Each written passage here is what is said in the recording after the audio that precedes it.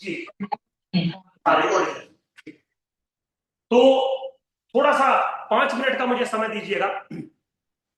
हम स्टैटिस्टिक्स के अंदर कंडीशनल थिंग्स का डिस्कशन करेंगे बहुत बार, जैसे conditional expectation, conditional variance, conditional density function, conditional CDF, conditional moment generating function. और आज का हमारा टॉपिक है कंडीशनल इवेंट या कंडीशनल प्रोबेबिलिटी। तो बहुत अच्छे से समझिएगा, जितना भी कंडीशनल थिंग होता है स्टैटिस्टिक्स के अंदर, चाहे वो कंडीशनल एक्सपेक्टेशन हो, कंडीशनल वेरिएंस हो, कंडीशनल डेंसिटी हो, वो सारा का सारा आज डिफाइन हो जाएगा। सब कुछ डिफाइन होता है कंडीशनल इवेंट के रेस्पेक्ट में या कंडीशनल प्रोबेबिलिटी के रेस्पेक्ट में। तो सबसे पहले ये समझना होता है कि स्टैटिस्टिक्स के अंदर कंडीशन का क्या मीनिंग होता है। और जब कभी मैं आपसे ये कहता हूं कि find the conditional things, means conditional probability, conditional expectation या कंडीशनल वेरिएंस, तो मेरा एक्चुअली में सेंस क्या होता है, आज मैं आपसे कुछ चीजें समझाता हूं। सबसे पहले एक एग्जांपल लेता हूं आपको अपनी बात समझाने के लिए। मान लीजिए आपने एक फेयर डाइस को थ्रो किया, तो क्या आएगा मेरे पास सैंपल स्पेस 1 2 3 4 5 6। ठीक है, सिंपल, बिल्कुल आपने एक फेयर डाइस को किया तो 1 2 3 4 5 6 आएगा। मान लीजिए मैंने कॉमन सा क्वेश्चन पूछा आपसे कि when I throw a dice find the probability of even number, तो आप मुझे तुरंत बोलेंगे 3/6 यानी कि 1/2। तो बेसिकली आप करना क्या चाहते हैं यहाँ पे, आप करना चाहते हैं, आपने एक इवेंट बनाया होगा। एक पिछली क्लास में मैंने बोला था कि ये जो इवेंट होते हैं वो सबसेट होते हैं सैंपल स्पेस के, लेकिन यहाँ पर जो इवेंट है वो स्पेसिफिक है। क्या इवेंट है? We are required to find the probability of even number. तो ऑब्वियसली बात है 2 4 6 से मैं इवेंट बना दूंगा, ये मेरा इवेंट बन गया। और क्वेश्चन जो मेरा है वो क्वेश्चन है प्रोबेबिलिटी ऑफ ए बताइए। तो तुरंत आपने दिमाग लगाया होगा number of element in A, number of element in S which is equal to 3/6 which is equal to 1/2। कोई प्रॉब्लम नहीं है मुझे, बिल्कुल आप ऐसा कह सकते हो। ठीक है बेटा, अब यहां पे मैंने क्लासिकल प्रोबेबिलिटी थ्योरी लगा दी, number of favourable cases divided by number of total cases, बिल्कुल लगा सकता हूं, क्योंकि आपका जो सैंपल स्पेस है उसके सारे आउटकम्स इक्वली लाइकली है। तो अगर सारे इक्वली लाइकली है तो मैं कन्फर्म और रूल लगा सकता हूं। लेकिन यहीं पे मैंने आपसे क्वेश्चन पूछा। सबसे पहले क्वेश्चन को आराम से सुनिएगा। My question is find the probability of even number but the number 5 never will come or the number 6 never will come। Means मैं आपसे क्वेश्चन सेम पूछ रहा हूं कि भाई मैंने एक फेयर डाइस को थ्रो किया, इस बात की प्रोबेबिलिटी बताइए कि इवन नंबर आएगा, लेकिन मैं ये कह रहा हूं आपसे कि 6 कभी नहीं आएगा, 6 कभी नहीं आएगा। अब पॉइंट समझिए, मैंने यहां पे एक कंडीशन लगा दी कि या तो 1 आ सकता है, या तो 2, या तो 3, या तो 4, या तो 5, 6 नहीं आएगा। तो टेक्निकली मैं क्या कर रहा हूं, सबसे पहले तो मैं इवेंट डिफाइन कर रहा हूं B, which is nothing but 1 2 3 4 5 और 6। या 6 हटा दीजिए, ओनली 5 है, क्योंकि मैंने क्या बोला है कि मुझे इस बात की प्रोबेबिलिटी चाहिए कि इवन नंबर आएगा, जबकि 6 कभी नहीं आ सकता। तो 6 नहीं आ सकता का सिंपली मतलब है आइदर 1 और 2 और 3 और 4 और 5। मैंने भी बता दिया। So first of all the conditional event is defined as या denoted as a given b, and the probability of this specific event a given b is defined as number of element in a intersection b divided by number of element in b। अब थोड़ा सा point समझिए, इस expression में और इस expression में क्या डिफरेंस है?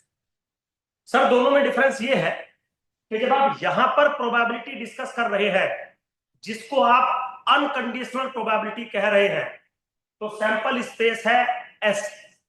लेकिन जब आप यहां पर प्रोबेबिलिटी डिस्कस कर रहे हैं, जिसको आप कंडीशनल प्रोबेबिलिटी कह रहे हैं, तो आपका जो सैंपल स्पेस है वो श्रिंक हो गया, छोटा हो गया, और वो बन गया बी।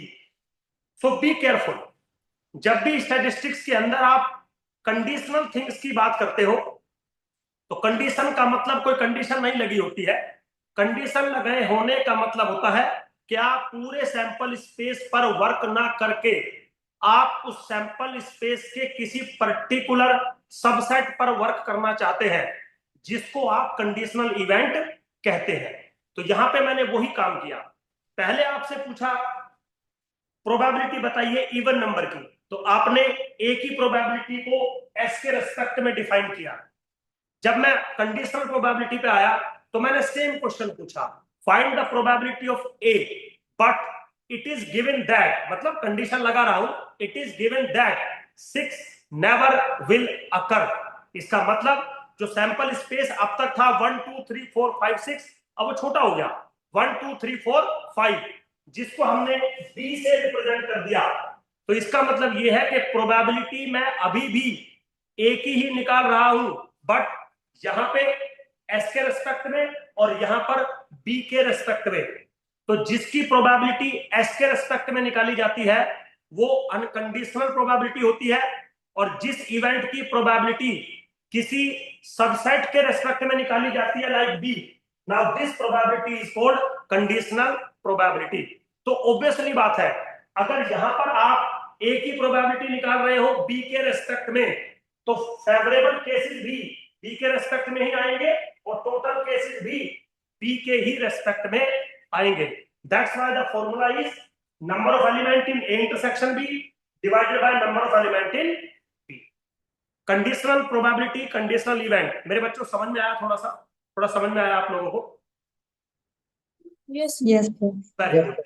अब क्या हुआ, हाँ वेरी गुड, मैथमेटिशियंस ने सिंपली न्यूमरेटर को डिवाइड कर दिया number of element in S से, और डिनोमिनेटर को भी डिवाइड कर दिया simply number of element in S से।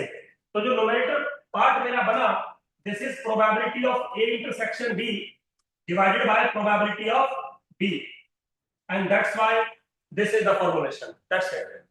भाई आपने यही फॉर्मूला पढ़ा है ना, probability of A given B is equal to probability of A intersection B divided by probability of B. Yes, ये फॉर्मूला बना कहां से, कैसे आया, वो समझा दिया आपको।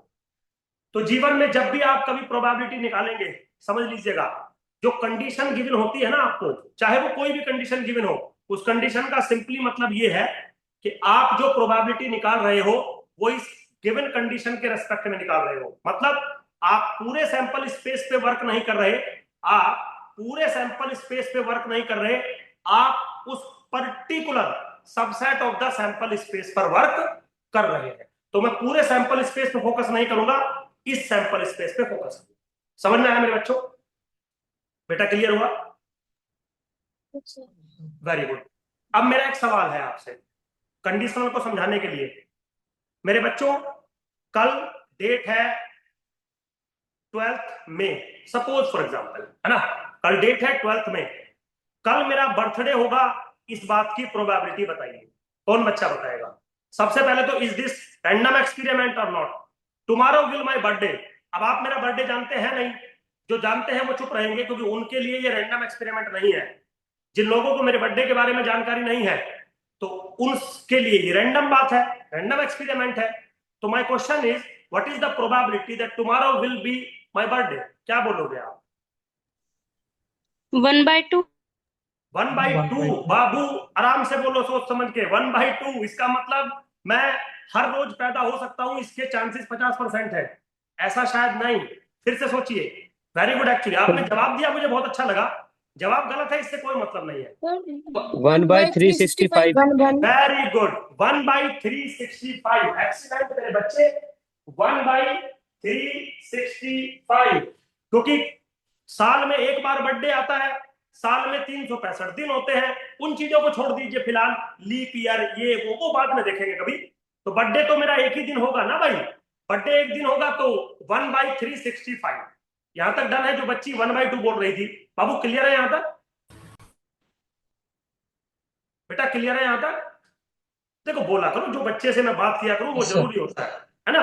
अब एक बात बताइए, आपका 1/2 बताना गलत नहीं था, लेकिन उसमें गलती ये थी, आपने ये अनुमान लगा लिया कि सुधीर सर या तो आपका कल बर्थडे होगा या तो कल बर्थडे नहीं होगा। अरे बाबू ये भी तो देखो, बर्थडे किसी होने या नहीं होने की बात नहीं होती, बर्थडे साल में किसी स्पेसिफिक दिन में आता है, तो उसको कंसीडर अगर आप करोगे तो these days are not equally likely. I have a one special day in my life which is once in a whole year. So that's why 1 by 365. अब बोल मेरे बच्चे, समझ में आई कि मेरी बात नहीं आई? क्लियर हो गया? Yes sir. अब अगला सवाल सुनिए। अब अगला सवाल सुनिए बड़े गौर से। इस बात की प्रोबेबिलिटी बताइए कि कल मेरा बर्थडे है जबकि मेरा जन्मदिन मई में आता है। अब पॉइंट टू बी नोटेड, मैंने क्या बोला? What is the probability that tomorrow will my birthday given that my birthday is in month of May? अब प्रोबेबिलिटी बताइए। 1/31 वेरी गुड, 1/30। Very good. 1/30, 31 जितने भी दिन होते होंगे मई में, इसका मतलब क्या हुआ? आप प्रोबेबिलिटी तो मेरे बर्थडे की बता रहे हैं ना, लेकिन पिछले वाले में मैं पूरे साल यानी कि पूरे सैंपल स्पेस को कंसीडर कर रहा था, इसमें मैंने बोल दिया कि भाई पूरे साल पे नहीं, मैंने साल को रेस्ट्रिक्टेड कर दिया in the month of May, और मे कहते ही आपने 1/समथिंग कर दिया, डिस्कशन कर। पॉइंट समझिए। तो कंडीशनल थिंग जब भी दुनिया में लगेगी, कंडीशन कोई कंडीशन नहीं होती है, वो सिर्फ सैंपल स्पेस को छोटा करती है, सैंपल स्पेस को श्रिंक करती है बस।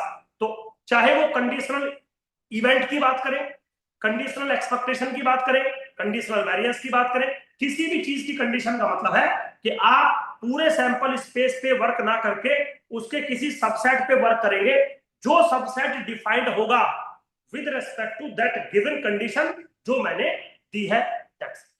तो ये खेल था कंडीशनल इवेंट का। देखिए बच्चों, कोई बच्ची कह रही थी सुधीर सर सवाल तो मैं लूंगा, सवाल लेने को मना नहीं कर रहा हूं बाबू, लेकिन अगर आपको कॉन्सेप्ट ही नहीं पता, मान लीजिए आपने ये मुझे कह दिया कि Sudhir sir probability of A intersection B is equal to the probability of A given B is equal to this one, और मैं आपसे पूछ लूं कि ये आया कैसे, तो आपको पता होना चाहिए ना। चलिए एक सवाल पूछ लेता हूं आपसे।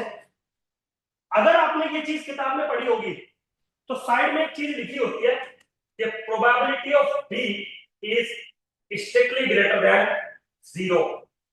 पढ़ा है कभी आपने ये चीज? Probability of B is strictly greater than 0 पढ़ी है बेटा कभी ये चीज? हाँ जी, कोई बच्चा बता सकता है? हाँ, वेरी गुड मेरे बच्चों, अभी पढ़ा लेते हैं। कोई बच्चा बता सकता है कि प्रोबेबिलिटी ऑफ बी 0 क्यों नहीं हो सकता? स्ट्रिक्टली ग्रेटर देन 0 होना क्यों मैंडेटरी है? बोलिए। हो जाएगी प्रोबेबिलिटी। आराम से बेटा, आराम से। हो जाए। बेटा एक एक बच्चा बोलो। मनीष या मानसी बेटा आप बोलो पहले।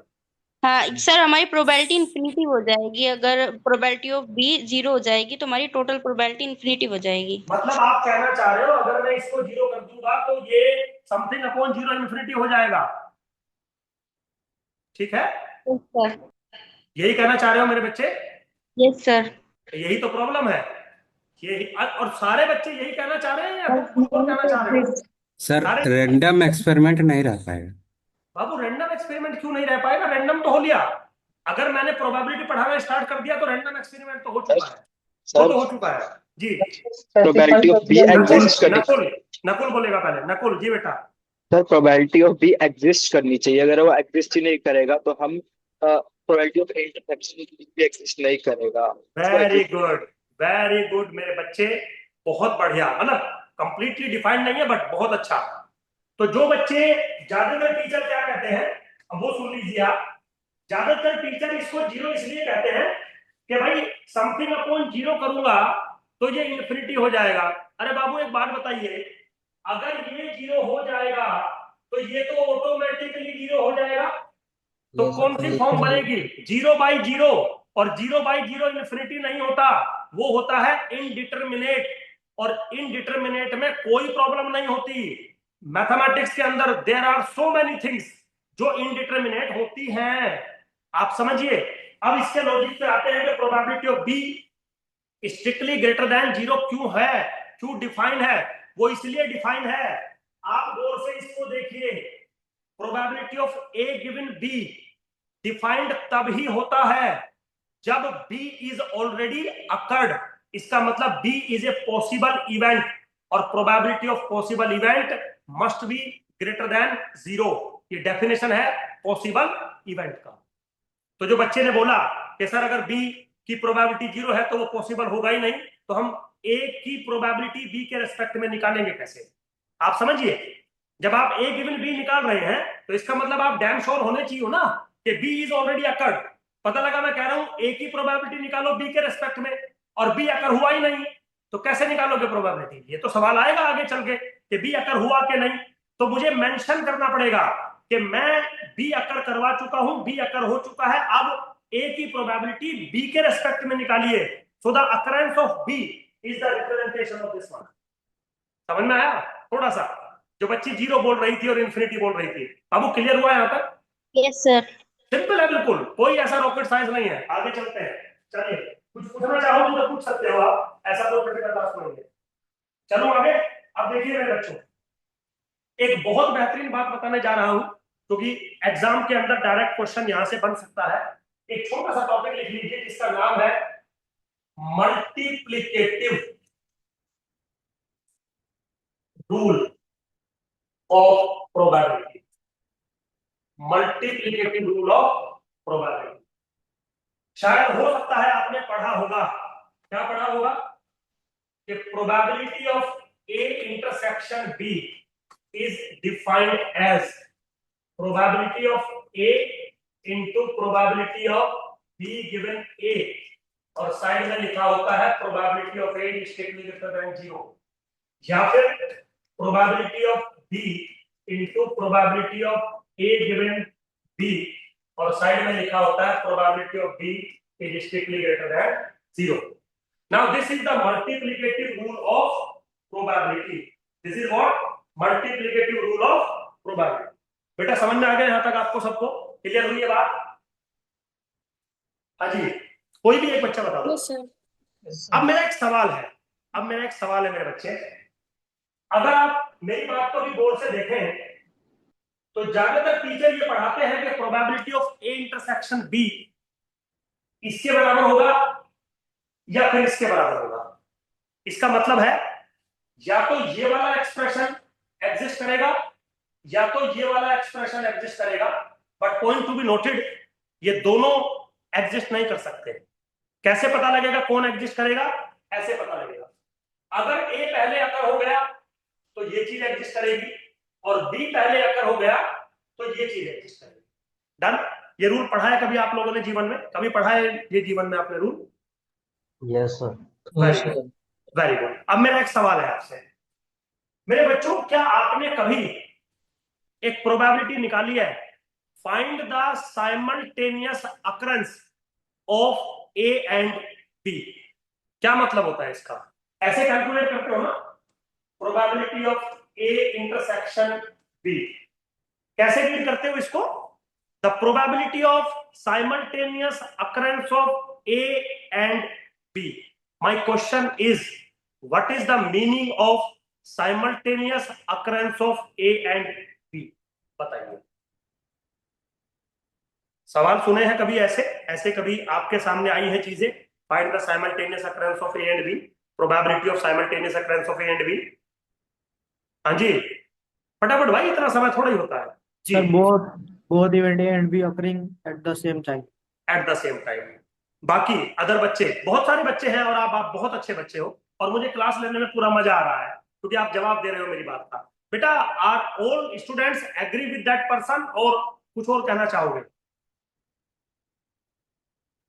एक दो बच्चा बोल दो। हाँ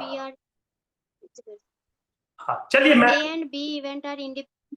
ए एंड बी आर इंडिपेंडेंट, ये मतलब होता है इसका। नीतू बोलो बेटा। चलिए कोई बात नहीं, मैं हेल्प करता हूँ। Yes sir. जी जी बेटा बोलिए। Okay sir. चलिए मैं समझाता हूं। आज तक सब बच्चों ने ये पढ़ा होगा कि simultaneous occurrence of A and B का मतलब होता है दो इवेंट्स ए एंड बी का एक साथ अकर होना। बस थंब दिखा दो अगर ये पढ़ा है तो। चलो बोलो मत, है थंब सा दिखा दो। सब ने ये पढ़ा है क्योंकि ये सब ने पढ़ा है। लेकिन मेरे बच्चों ये नहीं होता, थंब रोक दीजिए, बहुत हो गया। एक चीज बोलूं आज आपको, एक चीज बोलूं आज आपको, दुनिया में कभी भी दो इवेंट एक साथ अकर नहीं होते। अब 5 मिनट दीजिए मुझे। ऑब्वियसली सुधीर सर ने कुछ बात बोली है और भले ही वो आपको अच्छी नहीं लग रही हो, लेकिन वो तो होगी क्योंकि सुधीर सर ने बोली है। सुधीर सर ऐसे बोलते ही नहीं बिना मतलब में। दुनिया में कोई भी दो इवेंट ए और बी एक साथ अकर होते ही नहीं है, हो ही नहीं सकते। लेकिन अब आप बोलोगे सुधीर सर हमने तो पढ़ा है। क्या पढ़ा है तुमने?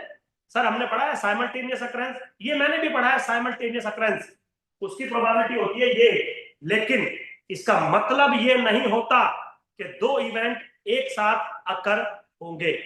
अब कैसे एक्सप्लेन करता हूं, सुनिए मेरी बात। देखिए, अगर साइमल्टेनियस अकरेंस का मतलब है ये जो आपके सामने लिखा है, तो इसके सिर्फ दो एक्सप्रेशन है, या तो ये होगा या तो ये होगा। इसके अलावा आपने कुछ भी नहीं पढ़ा होगा, या तो ऊपर वाला या तो नीचे वाला। ऊपर वाले को देखिए, ऊपर वाला क्या कह रहा है आपको?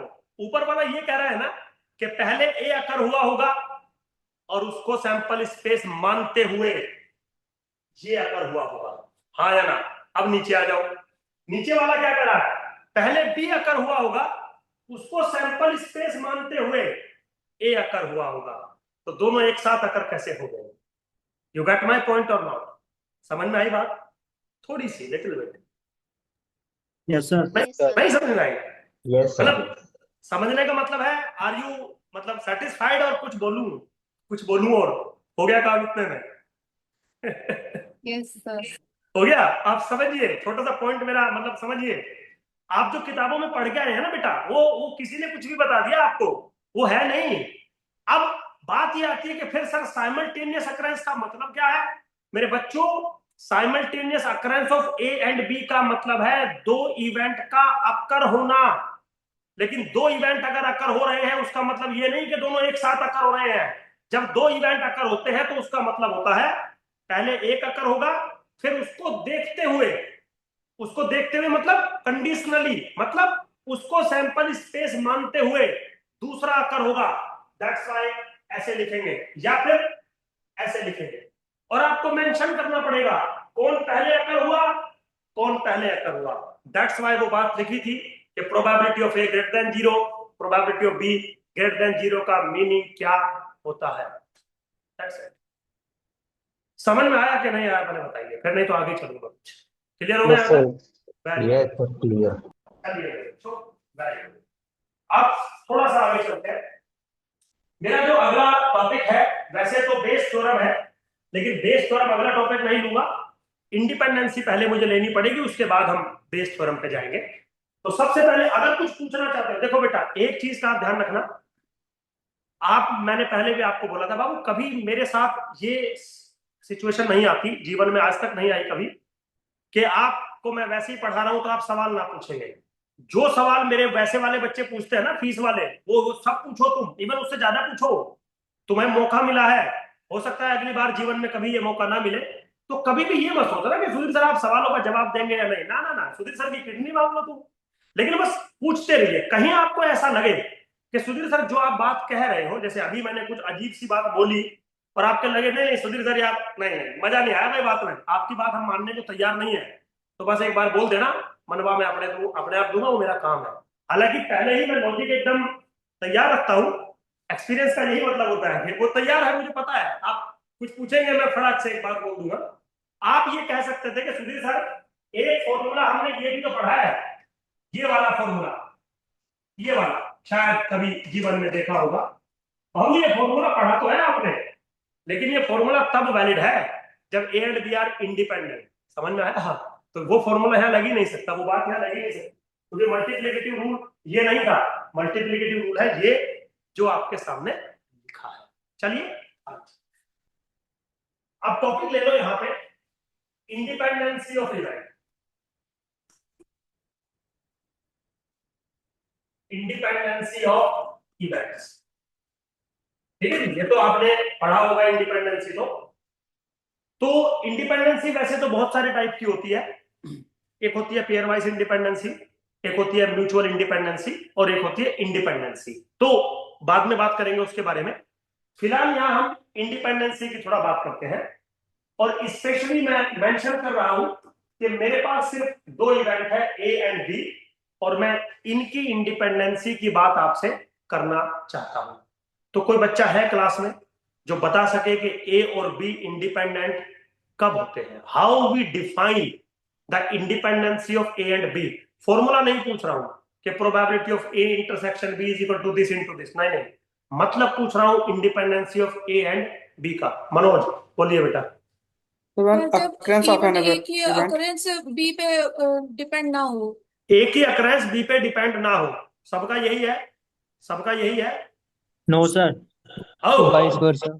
अच्छा, sir vice versa ji. Sir, A का कोई भी एलिमेंट बी में ना हो और बी का कोई भी एलिमेंट ए में ना हो। हो बाबू, ये कहां से ले आया तू?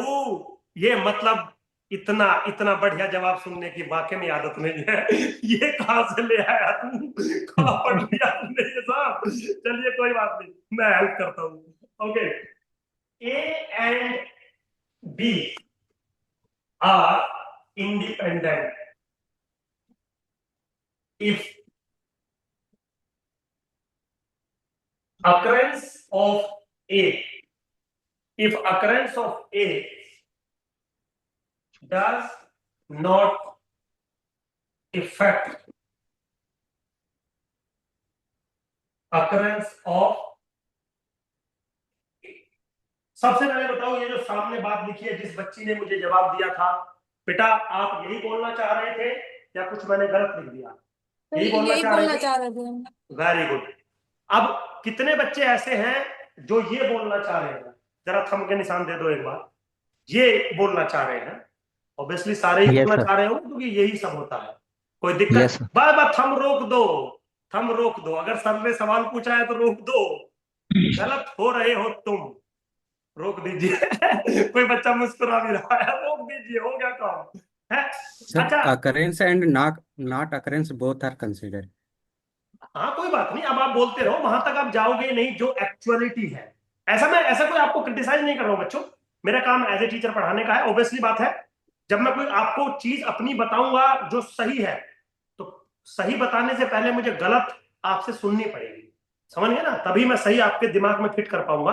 वो मूवी देखिए, दंगल, दंगल मूवी, उसमें वो कोच कहता है कि तुम पहले सीखना छोड़ दीजिए, पहले तुम्हें भूलना सीखना होगा। तो जो पिछला तुम करके आए हो ना सब कुछ, ये कर्म कांड, पहले इसको तुम्हें थोड़ा सीखना होगा, रिमूव करना, फिर हम नई चीज लेके आएंगे। चलिए अब मैं एक चीज, shouldn't it be not affecting occurrence of probability of B? Very good, excellent. जिस बच्चे ने भी बोला, क्योंकि दो के माइक ऑन है, एक्सीलेंट। अब डिफरेंस समझिए, अब डिफरेंस समझिए। अगर मैं एक चीज लिखूं आपके सामने, A and B are independent if probability of occurrence of A does not affect probability of occurrence of B।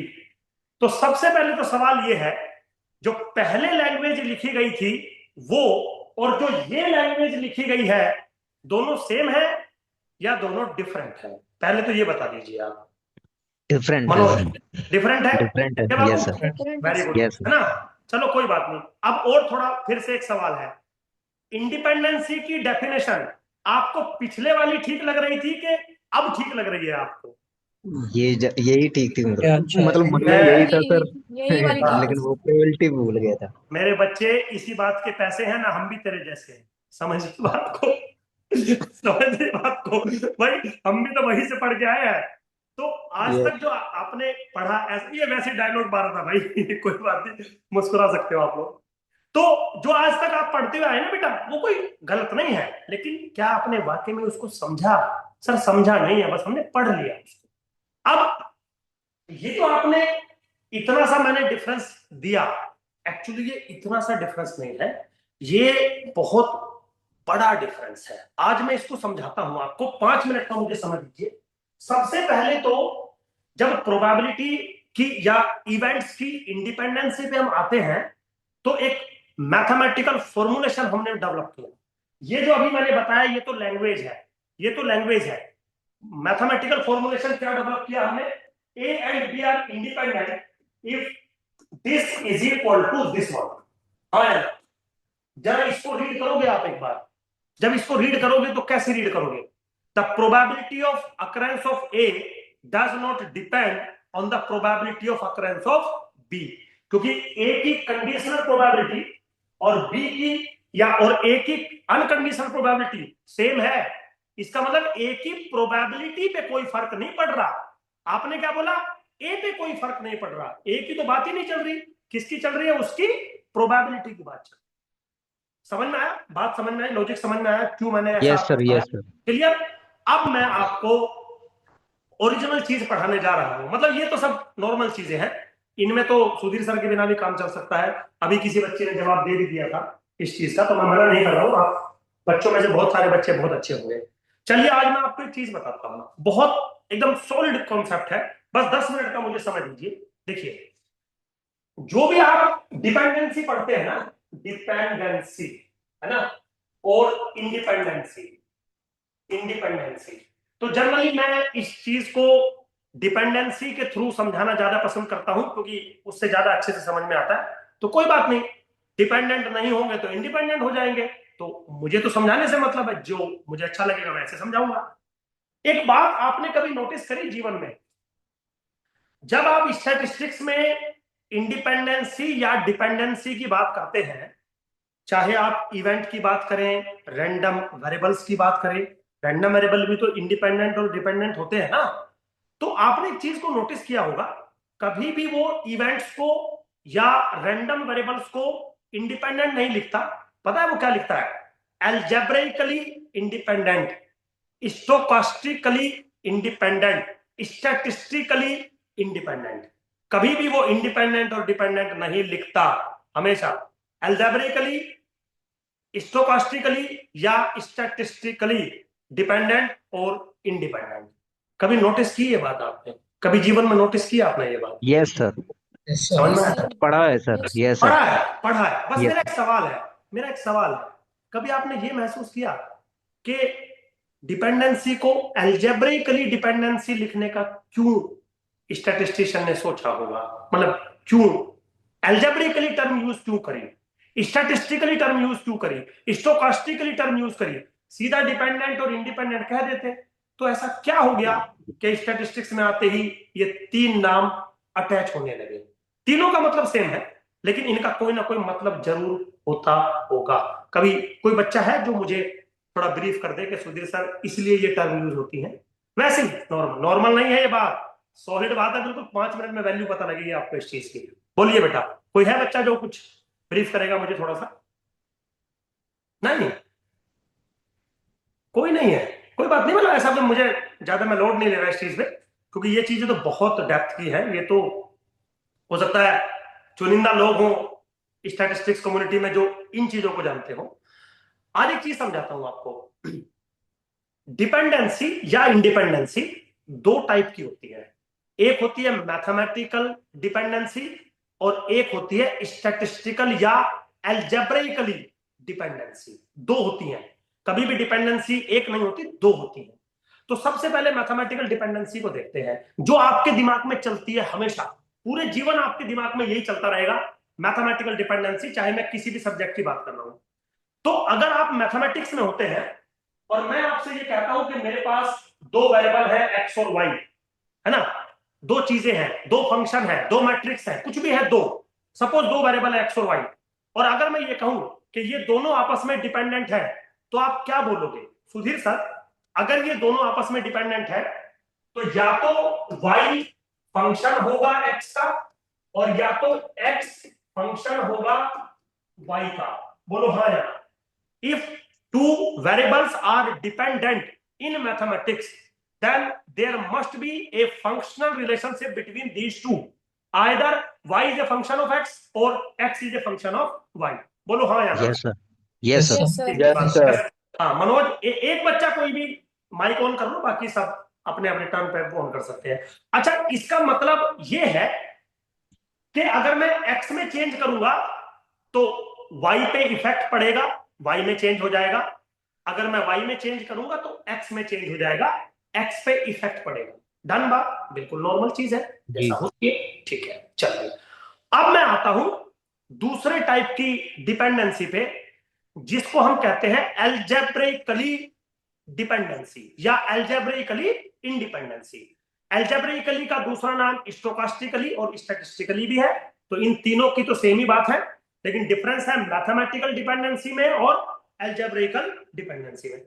आपने एक चीज को नोटिस किया होगा, और मेरे बच्चों अगर नहीं किया है तो आज से करना शुरू करिए, आज सुधीर सर पढ़ा रहे हैं आपको। देखिए आपने जब मुझे ये बोला स्टैटिस्टिक्स में टू इवेंट्स आर डिपेंडेंट, क्योंकि मैं डिपेंडेंस से समझा रहा हूं आपको, आपने मुझे क्या बोला, A and B are dependent, effect ओवरलीव कर दो या जो मर्जी आप कर दो।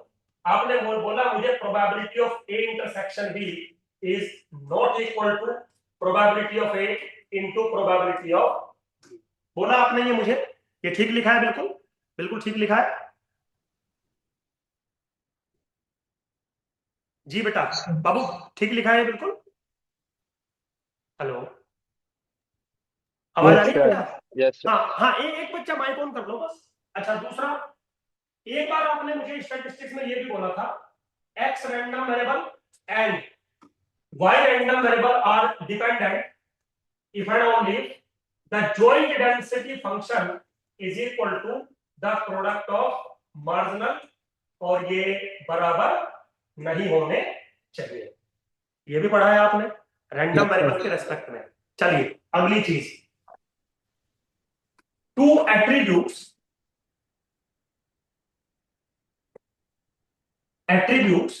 A and B are dependent if and only if the class frequency of AB is equal to class frequency of A into class frequency of B by N and not equal to।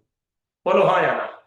तो तीन जगह आप independency और dependency पढ़ते हैं, event के अंदर, random variable के अंदर, एट्रीब्यूट्स के अंदर। डन, ठीक है। एक बच्चा कोई भी हाँ या ना बस। Yes sir. ठीक है।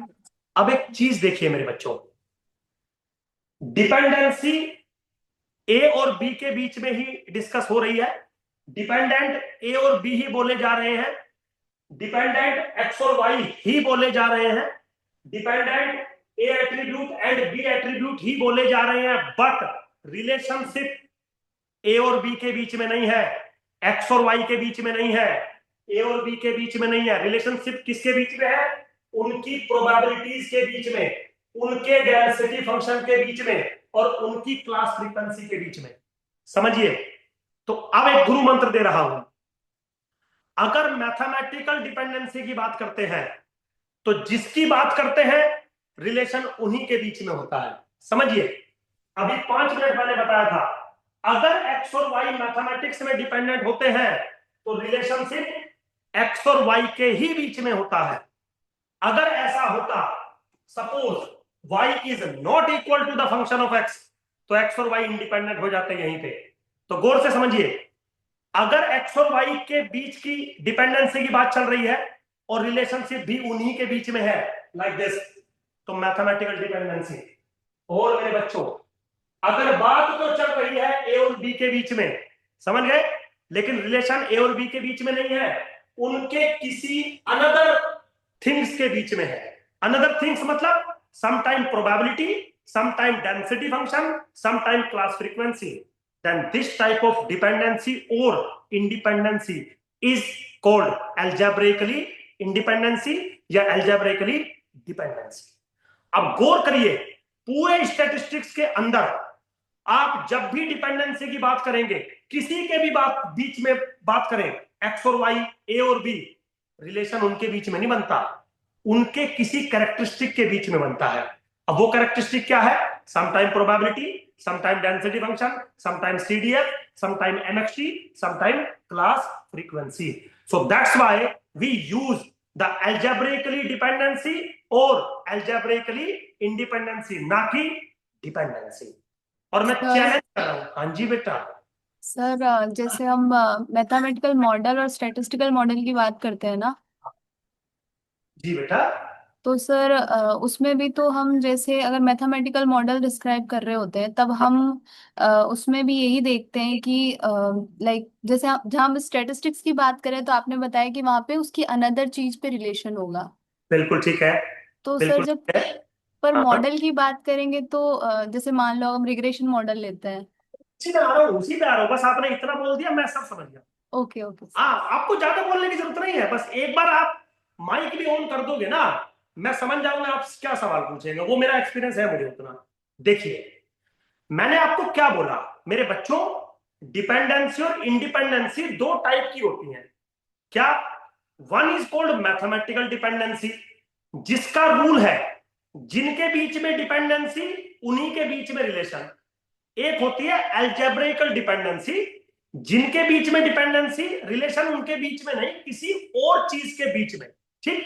तो मैं ये नहीं कह रहा कि मैथमेटिक्स के अंदर एल्जेब्रिकल डिपेंडेंसी नहीं हो सकती या स्टैट्स के अंदर मैथमेटिकल डिपेंडेंसी नहीं हो सकती, बिल्कुल हो सकती है। यही तो मुझे देखना पड़ेगा।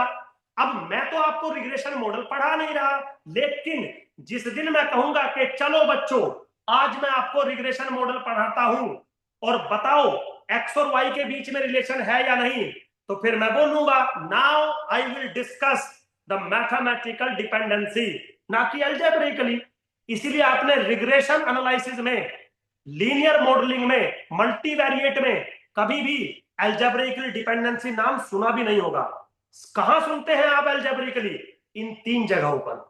समझ में आया? इसका मतलब ये थोड़ी है कि स्टैट्स में मैथमेटिकल डिपेंडेंसी हो ही नहीं सकती, बिल्कुल हो सकती है, लेकिन अलजेब्रिकल डिपेंडेंसी ज्यादा होती है स्टैटिस्टिक्स के अंदर। कैसे पहचानेंगे? गुरु मंत्र दे दिया, जिसके बीच में बात चल रही है रिलेशन उसके बीच में नहीं किसी और के, तो अलजेब्रिकली। जिसके बीच में बात चल रही है रिलेशन उसी के बीच में, तो मैथमेटिकल। अब जहां मर्जी पढ़ो, फिजिक्स में पढ़ो, केमिस्ट्री में पढ़ो, बायोलॉजी में पढ़ो, मुझे कोई मतलब नहीं। समझ में आई मेरी बात? आपका जवाब मिला मनीषा शानदार। Yes sir yes. ठीक है। और किसी बच्चे का कोई डाउट हो तो पूछ लो, आगे चल देता हूं, नहीं तो मजाक कर रहा था बच्चों, मजाक नहीं है, ये सीरियस मैटर है। मतलब पढ़ाई इसी को कहते हैं, समझिए ना। 4 सवाल कर लेना, 10 असाइनमेंट कर लेना, पढ़ाई नहीं होती। पढ़ाई होती है कॉन्सेप्ट समझिए। तुम्हें कॉन्सेप्ट खुद आते नहीं है, समझाओगे क्या बच्चों को? ये सबसे बड़ा मेरे को थोड़ा सा बुरा सा लगता है, मतलब ये चीज मेरे को थोड़ा फील बैड होती है। अब पहले नहीं होती थी, पहले जो चल रहा है चल रहा है। चलिए खैर बेटा आगे चलूं, यहां तक क्लियर हुआ? यस क्लियर हुआ सर। यहाँ तक? क्लियर है। Yes sir. चलिए तो अब आपकी नॉलेज चेक कर लेते हैं थोड़ा सा, एक सवाल पूछ के। एक क्वेश्चन है मेरा बिल्कुल सिंपल। क्या क्वेश्चन है? एक इवेंट मैंने बनाया कि सपोज मैं एक स्टूडेंट हूं, इस बात की प्रोबेबिलिटी बताइए कि मैं कल कॉलेज जाऊंगा। तो ए कोई इवेंट है, ठीक है? क्या इवेंट है? कि मैं कल कॉलेज जाऊंगा।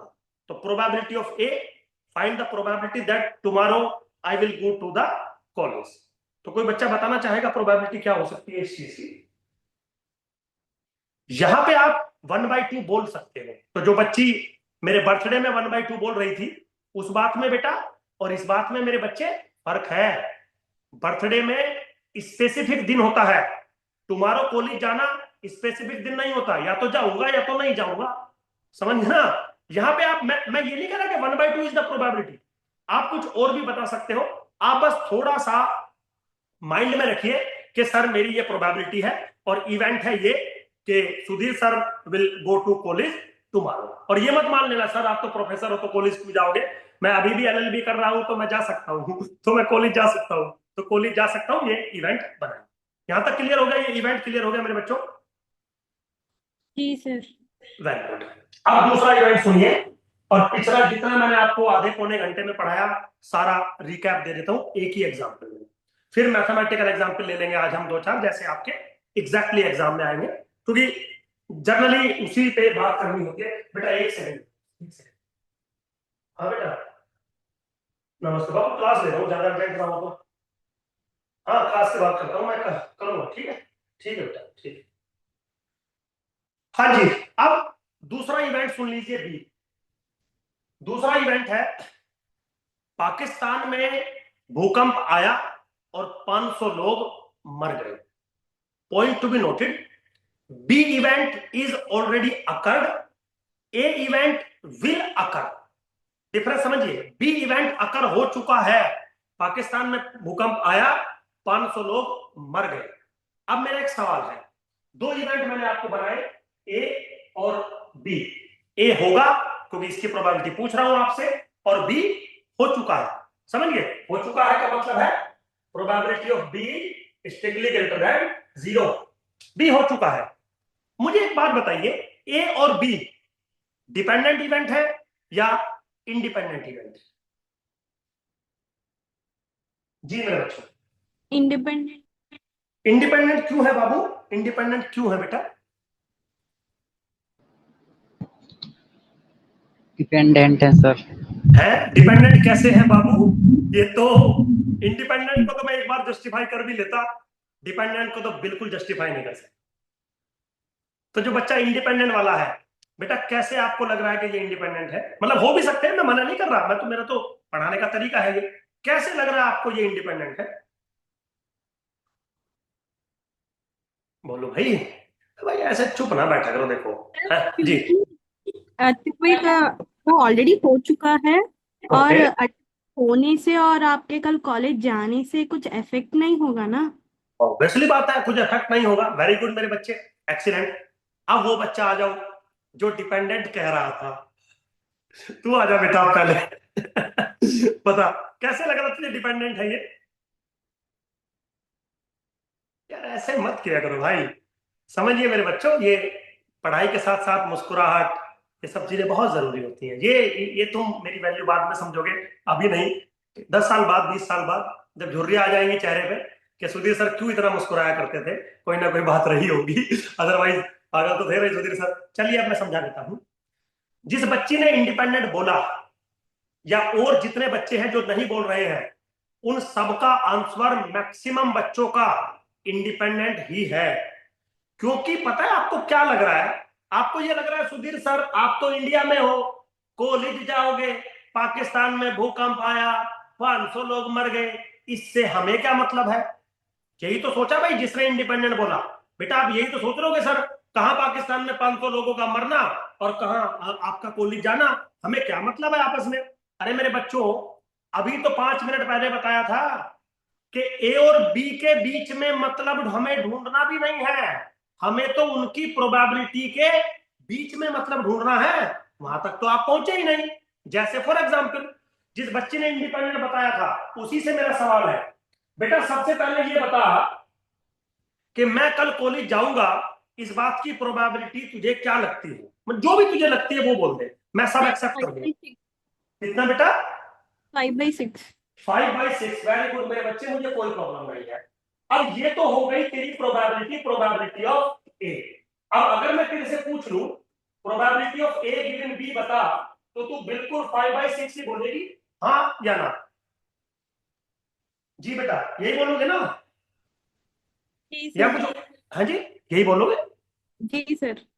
अब मैं एक चीज आपसे पूछता हूं, क्या ऐसा हो सकता है कि पाकिस्तान में भूकंप आया, 500 लोग मर गए क्योंकि बी आकर हो चुका है, और मोदी जी टीवी पे आए और उन्होंने बोला मित्र देश है, पड़ोसी देश है, और 500 लोग मर गए, बुरा हुआ, एक दिन का नेशनल हॉलिडे इंडिया में करते हैं कल, तो प्रोबेबिलिटी विल इंक्रीज और नॉट और डिक्रीज? क्या बोलोगे? डिक्रीज ना? डिक्रीज ना?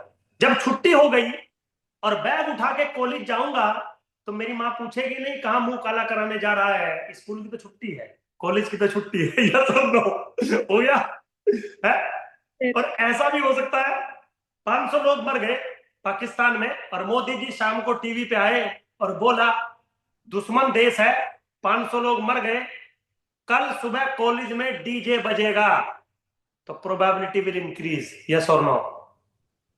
Yes sir. समझ में आया? अब आपको जवाब किसके रेस्पेक्ट में देना था स्टैटिस्टिक्स के अंदर? इवेंट के रेस्पेक्ट में। उनकी प्रोबेबिलिटीज चेंज होंगी या नहीं, इसके रेस्पेक्ट में देना था। लेकिन अभी भी आपके दिमाग में ए और बी चल रहे हैं। सर कहां आपका कॉलेज जाना, कहां पाकिस्तान में भूकंप आना। अरे बाबू कॉलेज और भूकंप से मतलब नहीं था, इनकी प्रोबेबिलिटी बताओ। सर ए की प्रोबेबिलिटी इतनी, क्या इसकी प्रोबेबिलिटी पे इसके होने की प्रोबेबिलिटी का कोई इफेक्ट है? हो भी सकता है और नहीं भी। तो आंसर था Sudhir sir we can not say. ऐसा भी तो हो सकता है ना कि पाकिस्तान में भूकंप आए और 500 लोग मर जाए और मोदी जी टीवी पे ना आए, तो जैसी मेरी आज प्रोबेबिलिटी है जाने की, ऐसी मेरी कल होगी जाने की। कुछ फर्क ही नहीं पड़ा। फर्क तो तब पड़ेगा ना जब कोई स्टेटमेंट आएगा, प्रोबेबिलिटी चेंज हो सकती होगी। तो इन केस में ए और बी डिपेंडेंट भी हो सकते हैं, इंडिपेंडेंट भी हो सकते हैं, लेकिन पॉइंट टू बी नोटेड, और डिसीजन प्रोबेबिलिटी के बेस पे होगा, ए और बी के बेस पे नहीं होगा। अब बताइए समझ में आई बात के नहीं? इंडिपेंडेंसी कैसी डिस्कस हो रही है? आपने अभी भी मैथमेटिकल डिपेंडेंसी को दिमाग में लगाया हुआ है कि सर इससे इस पे कोई फर्क ही नहीं पड़ रहा। बाबू इसकी तो हम बात ही नहीं कर रहे, हम तो इसकी प्रोबेबिलिटी की बात कर रहे हैं। तो प्रोबेबिलिटी तो चेंज हो सकती है ना, कम ज्यादा हो सकती है ना। जब भूकंप आया 500 लोग मर गए, तो फिर देखते हैं अनकंडीशनली क्या प्रोबेबिलिटी है या फिर कंडीशनली क्या प्रोबेबिलिटी है। तो क्या कई बार ऐसा हो नहीं जाता, किसी देश का राष्ट्राध्यक्ष मर जाता है तो किसी दूसरे देश में शोक मना दिया जाता है? बिल्कुल हो सकता है। ऐसा भी हो जाता है किसी देश का राष्ट्राध्यक्ष मर जाए और दूसरे देश में डीजे बज जाए, बिल्कुल पॉसिबल है। तो probability will change sometime increase, sometime decrease, sometime कुछ भी फर्क नहीं पड़ता। तो जिस टाइम कुछ भी फर्क नहीं पड़ेगा, they are independent, increase decrease हो जाएगी, दे मस्ट बी डिपेंडेंट। तो आप इवेंट को देखकर डिपेंडेंसी नहीं बताते, उनकी प्रोबेबिलिटी को देखकर डिपेंडेंसी बताते हैं, क्योंकि यहां पर डिपेंडेंसी एल्जेब्रिकली होती है, ना कि मैथमेटिकली। चेक करो डाउट को पूछो। ओ मेरे बच्चों क्लियर हुआ जी? चलो आगे। Yes sir. वेरी गुड, आगे चलिए। अब सर जी बेटा सर अगर हम दो चीजों को साथ में लेके चल रहे हैं कि मैथमेटिकल डिपेंडेंसी और स्टैटिस्टिकल डिपेंडेंसी, हाँ तो जी। जैसे अभी हमने बात करी कि अगर हमें सामने वाला ये पूछे कि व्हाट अबाउट इवेंट्स, तो हाँ। हम क्या बोलेंगे कि कुछ कह नहीं we can't सकते। say we can't say please give the conditional and unconditional probability। तो वो देगा, Okay. उसके बीच में बताएंगे। सवाल तो यही था, सवाल यही था। आप शायद मेरे तरीका अभी थोड़ा समझ नहीं पा रहे हैं। नहीं सर, समझ गई नहीं, इन व्हाट सेंस मैं तो समझाना चाह रहा हूं। ये जब हमने स्टार्ट किया था डिपेंडेंसी वाला, प्रोबेबिलिटी लिखने का और प्रोबेबिलिटी ना लिखने का ही सारा खेल था, समझ गए ना? और इसी खेल पे अब हम आगे बढ़ेंगे। तो समझ आप जरूर गए, वो मैं समझा दिया आपको, मेरा काम है समझाने का। लेकिन जो पिन पॉइंट है आप उसको गौर से देखिए। मैं आपको क्या समझाना चाह रहा हूं कि जो अब तक आप पढ़ते हुए आए हो ना बेटा, उसको एक बार ना समझ लीजिए आप। वो नहीं है जो आपके दिमाग में बैठा रखा है हम लोगों ने, मतलब टीचर्स ने जो बैठा रखा है वो नहीं है, वो समथिंग डिफरेंट है। और अगर आप अब इस तरीके से पढ़ेंगे तो आप आंख बंद करके अपने पूरे पिछले 2-3 साल एनालाइज कर लीजिए, आपको सारा स्टैटिस्टिक्स 5 मिनट में समझ में आ जाएगा। और आज मेरी दूसरी क्लास है आपके साथ, कोई ऐसा नहीं कि मैं 6 महीने से पढ़ा रहा हूं आपको, दूसरी क्लास है, आपको पता लग जाएगा चल क्या रहा है यहाँ पे। समझ में आया बेटा? इसीलिए वो प्रोबेबिलिटी लिखा गया था, नहीं तो मैं भी आगे बढ़ जाता कि ए और बी अगर डिपेंडेंट है तो उनके बीच में कुछ इफेक्ट होगा, उनके बीच में देखना ही नहीं है। हाँ, जो आपका शायद किसी बच्चे का, मनीषा का शायद सवाल था कि सर रिग्रेशन मॉडल में हम क्या देखेंगे। रिग्रेशन मॉडल में बिल्कुल हम मैथमेटिक्स देखेंगे, लेकिन जब रिग्रेशन मॉडल आपको पढ़ाऊंगा तब मैं ये नहीं बोलूंगा कि रिग्रेशन मॉडल में भी डिपेंडेंसी मैथमेटिक्स वाली होती है। ना, वहां कुछ और आएगा, लेकिन उस चीज को यहां डिस्कस नहीं कर रहा, क्योंकि वो रिग्रेशन वाले पार्ट में डिस्कस होगा, यहाँ पे यहाँ वाली चीज डिस्कस हो जाएगी। तो फिर ये मत करना कि सुनील सर उस दिन तो आपने कह दिया था। बेटा उस दिन तो इसलिए कह दिया था ना क्योंकि कोई टॉपिक नहीं है मेरा। जिस दिन रिग्रेशन एनालिसिस शुरू करूंगा उस दिन पहले आपको बताऊंगा कि what is the difference between regression and the mathematics. तो वहां पे भी मैथमेटिकल डिपेंडेंसी होगी और रिग्रेशन एनालिसिस समथिंग डिफरेंट, मतलब look like the mathematical dependency, but ऐसा नहीं है एग्जैक्टली मैथमेटिक्स, समथिंग डिफरेंट। जैसे फॉर एग्जांपल, चलो ले लो, जब बात चली गई, अगर मैथमेटिक्स में आप ये कहते हैं कि दो वेरिएबल लीनियरली रिलेटेड है, गौर से सुनिएगा, अगर मैथमेटिक्स में आप कहते हैं दो वेरिएबल लीनियरली रिलेटेड है x और y, तो y is equal to mx plus C होगा। समझ गए? लेकिन यही चीज अगर आप स्टैटिस्टिक्स में कहते हैं कि दो वेरिएबल्स आर लीनियरली रिलेटेड, तो हमेशा y is approximately mx plus C होगा, या y is equal to mx plus C plus error term होगा। ये डिफरेंस है दोनों के बीच में। और दूसरी बात सुन लीजिए, मैथमेटिक्स में linear relationship between X and Y होता है, स्टैटिस्टिक्स में linear relationship between X and Y बनाया जाता है। बी केयरफुल, इसमें बनाते हैं, उसमें होता है। होता तब है जब ये, और बनाया तब जाता है जब ये।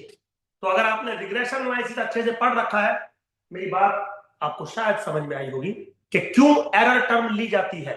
मैथमेटिक्स में तो नहीं लिया आपने कभी, लीनियर रिलेशन बनाने के लिए कभी नहीं लिया आज तक। स्टैटिस्टिक्स में आते ही बिना एरर टर्म के कुछ होता ही नहीं है। इसका मतलब जो स्टैटिस्टिक्स में आप ये कह रहे हो ना, जो आप स्टैटिस्टिक्स में ये मुझे कह रहे हो ना कि X and Y are linear related, इसका सिंपली मतलब है लीनियर रिलेशनशिप है नहीं, मैं बना रहा हूं with minimizing sum error concept. वो जो भी आप ओएलएस वगैरह है, जो भी आप कहते होंगे, वो देखना पड़ेगा। कौन बच्चा है, कोई कुछ सवाल पूछ रहा है मेरा बच्चा? If A and B are random experiment, okay, here then their occurrence will always be provided by some probability by default or not। बेटा रैंडम एक्सपेरिमेंट है तो प्रोबेबिलिटी कंफर्म डिफाइन होगी। किसी भी फॉर्मुलेशन से मैं डिफाइन करूं, कंफर्म मैं अटैच कर सकता हूं, there must be a probability function किसी भी रैंडम एक्सपेरिमेंट पे। ये मैंने शायद कल भी आप लोगों को बता दिया था। ये कौन बच्चा क्या कर रहा है भाई? स्टार्टिंग एआई कंपैरिजन कुछ कुछ ऐसे ना करो भाई। मेरी क्लास में ये मैंने बोला है पहले, डिस्टर्बेंस नहीं चाहिए मुझे इस टाइप का ना, ये थोड़ा रिदम टूट जाता है मेरा। चलिए बेटा, यहां तक समझ में आ गया मेरे बच्चे? जो बातें पूछ रहे थे आप लोग, क्लियर हो गया यहां तक? किसी का सवाल था? मनीषा का है, किसका था सवाल? बेटा क्लियर हो गया था? चलिए आगे चलते हैं। अब मैं इंडिपेंडेंसी पे थोड़ा आगे चलता हूं। इंडिपेंडेंसी एक्चुअली आपने दो टाइप की शायद पढ़ी होगी, पेयर वाइज और म्यूचुअल इंडिपेंडेंसी। बट एक्चुअली ना बच्चों, पेयर वाइज और म्यूचुअल नहीं होती, तीन होती हैं। Pair wise independency, mutual independency and independency. समझ गए? वैसे तो इंडिपेंडेंसी हमेशा दो के बीच में होती है, लेकिन वो कहता है कि अगर आपके पास इवेंट दो से ज्यादा है, तो मान लो आपके पास n इवेंट्स हैं, A1, A2 up to dot dot AN, और n must be greater than equal to 3। तो दो से ज्यादा तो तभी बनेगा ना जब must be greater than equal to 3 कितने भी हो। तो यहाँ पे तीन चीजें डिफाइन होती हैं। सबसे पहला pair wise independency, pair wise independency, क्योंकि इंडिपेंडेंसी में क्वेश्चन आता है। पेयर वाइज इंडिपेंडेंसी का मतलब होता है कि probability of AI intersection with AJ is equal to probability of AI into probability of AJ for all I is not equal to J। थोड़ा गौर से इसको समझिएगा। इसको हम कहते हैं यूनिवर्सल क्वांटिफायर। यूनिवर्सल क्वांटिफायर का मतलब होता है कि जितने भी पॉसिबल पेयर बन सकते हैं, I is not equal to J। I और J सेम नहीं लेने, जितने भी पॉसिबल बन सकते हैं यूनिवर्सली फॉर ऑल, जितने भी पॉसिबल पेयर बन सकते हैं, वो सारे के सारे आपस में इंडिपेंडेंट होने चाहिए। अगर ऐसा हो रहा है तो whole set is called pairwise independent है। कोई दिक्कत नहीं है, बहुत नॉर्मल चीज है, आपने पढ़ी होगी। आगे चलते हैं। सेकंड है म्यूचुअल इंडिपेंडेंस। म्यूचुअल इंडिपेंडेंसी के लिए वो कहता है कि सबसे पहले तो आपके सारे इवेंट पेयर वाइज इंडिपेंडेंट होने चाहिए, मतलब ये कंडीशन सेटिस्फाई होनी चाहिए। चलिए, फिर आपके सारे ट्रिपलेट इंडिपेंडेंट होने चाहिए, मतलब अगर मैं तीन इवेंट्स एक साथ ले लूं तो वो भी इंडिपेंडेंसी की कंडीशन को सेटिस्फाई करना चाहिए। For all I is not equal to J not equal to K। Similarly अगर मैं चार के ले लूं, पांच के ले लूं, सब के सारे, सिमिलरली अगर मैं सारे भी एक साथ ले लूं, probability of A1 intersection A2 dot dot intersection with AN, तो this is equal to probability of A1 into probability of A2 up to dot dot probability of an. If all the equations are satisfied, then your events are mutually independent. The events are mutually independent. सबसे पहले बताइए मेरे बच्चों, समझ में आई ये बात आपको? जी बेटा, क्लियर हो गया? Yes sir. Very good. अब बारी आती है इंडिपेंडेंसी की। अगर आपके पास 3 या उससे ज्यादा इवेंट है, सपोज 4 इवेंट है, सपोज फॉर एग्जांपल, और मैं उनको सिर्फ इंडिपेंडेंट बोल रहा हूं, म्यूचुअली या पेयर वाइज नहीं बोल रहा हूं, तो उसका मतलब होगा कि सिर्फ लास्ट वाली इक्वेशन सेटिस्फाई होनी चाहिए। Be careful. अगर म्यूचुअल इंडिपेंडेंट है तो पेयर वाइज इंडिपेंडेंट भी होंगे और इंडिपेंडेंट भी होंगे। बट अगर इंडिपेंडेंट है या पेयर वाइज इंडिपेंडेंट है तो म्यूचुअल इंडिपेंडेंट हो ऐसा जरूरी नहीं है। Be careful. देखिए, अगर मैथमेटिक्स होता, अगर मैथमेटिकली डिपेंडेंसी होती, तो शायद आपको पता है अगर x y पे डिपेंड करता है, y z पे डिपेंड करता है, तो कंफर्म z x पे डिपेंड करेगा ट्रांजिटिविटी प्रॉपर्टी के थ्रू। ये मानोगे मेरी बात? ये मानोगे मेरी बात? फिर से पूछूं? यस। है ना बाबू? लेकिन स्टैटिस्टिक्स में अगर a और b डिपेंडेंट है, b और c डिपेंडेंट है, a और c डिपेंडेंट हो ऐसा जरूरी नहीं है। क्यों? क्योंकि this dependency is something different. Mathematics अलग है, अलजेब्रिकली अलग है। ऑब्वियसली आप समझिए, अगर ए बी इंडिपेंडेंट है, बी सी इंडिपेंडेंट है, ए सी इंडिपेंडेंट है, तो ए बी सी इंडिपेंडेंट होंगे? जरूरी नहीं है ऐसा। यस, ये पढ़ा होगा, नहीं पढ़ा तो पढ़ो। अगर ए बी इंडिपेंडेंट है इसका मतलब क्या है? Probability of A intersection B बराबर होगा probability of A into probability of B के। बीसी इंडिपेंडेंट है इसका मतलब क्या है? Probability of B intersection this, probability of B into probability of C. AC independent है इसका मतलब क्या है? This one. ठीक है जी। अब मेरा एक सवाल है, अगर ए और बी इंडिपेंडेंट है, बी और सी इंडिपेंडेंट है, सी और ए इंडिपेंडेंट है, तो क्या आप कह दोगे कि ए बी सी इंडिपेंडेंट है? नो। लेकिन in mathematics if A B are independent, B C are independent, C are independent, then A B C must be independent.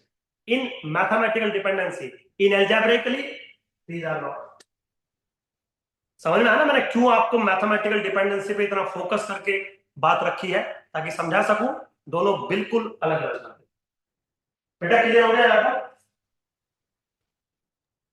Yes sir एक बार लास्ट स्लाइड निकालिएगा। जी मेरे बच्चे, ये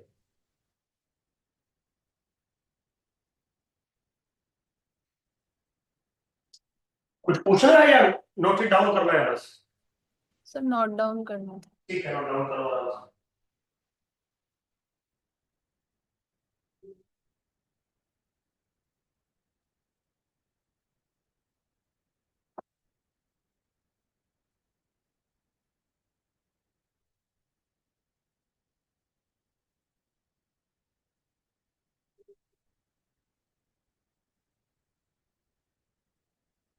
क्लियर बेटा? Sir आपने तीसरी क्या बताई थी? एक तो पेयरवाइज इंडिपेंडेंट, म्यूचुअली एक इंडिपेंडेंट और एक इंडिपेंडेंसी। सर तीसरी वाली के लिए क्या डेफिनेशन थी? ये लास्ट वाली इक्वेशन, बिल्कुल लास्ट वाली इक्वेशन। अगर आपके पास n इवेंट है और हम ये कह रहे हैं कि वो इंडिपेंडेंट है, तो सिर्फ लास्ट वाली इक्वेशन, सिर्फ लास्ट वाली equation. Okay sir.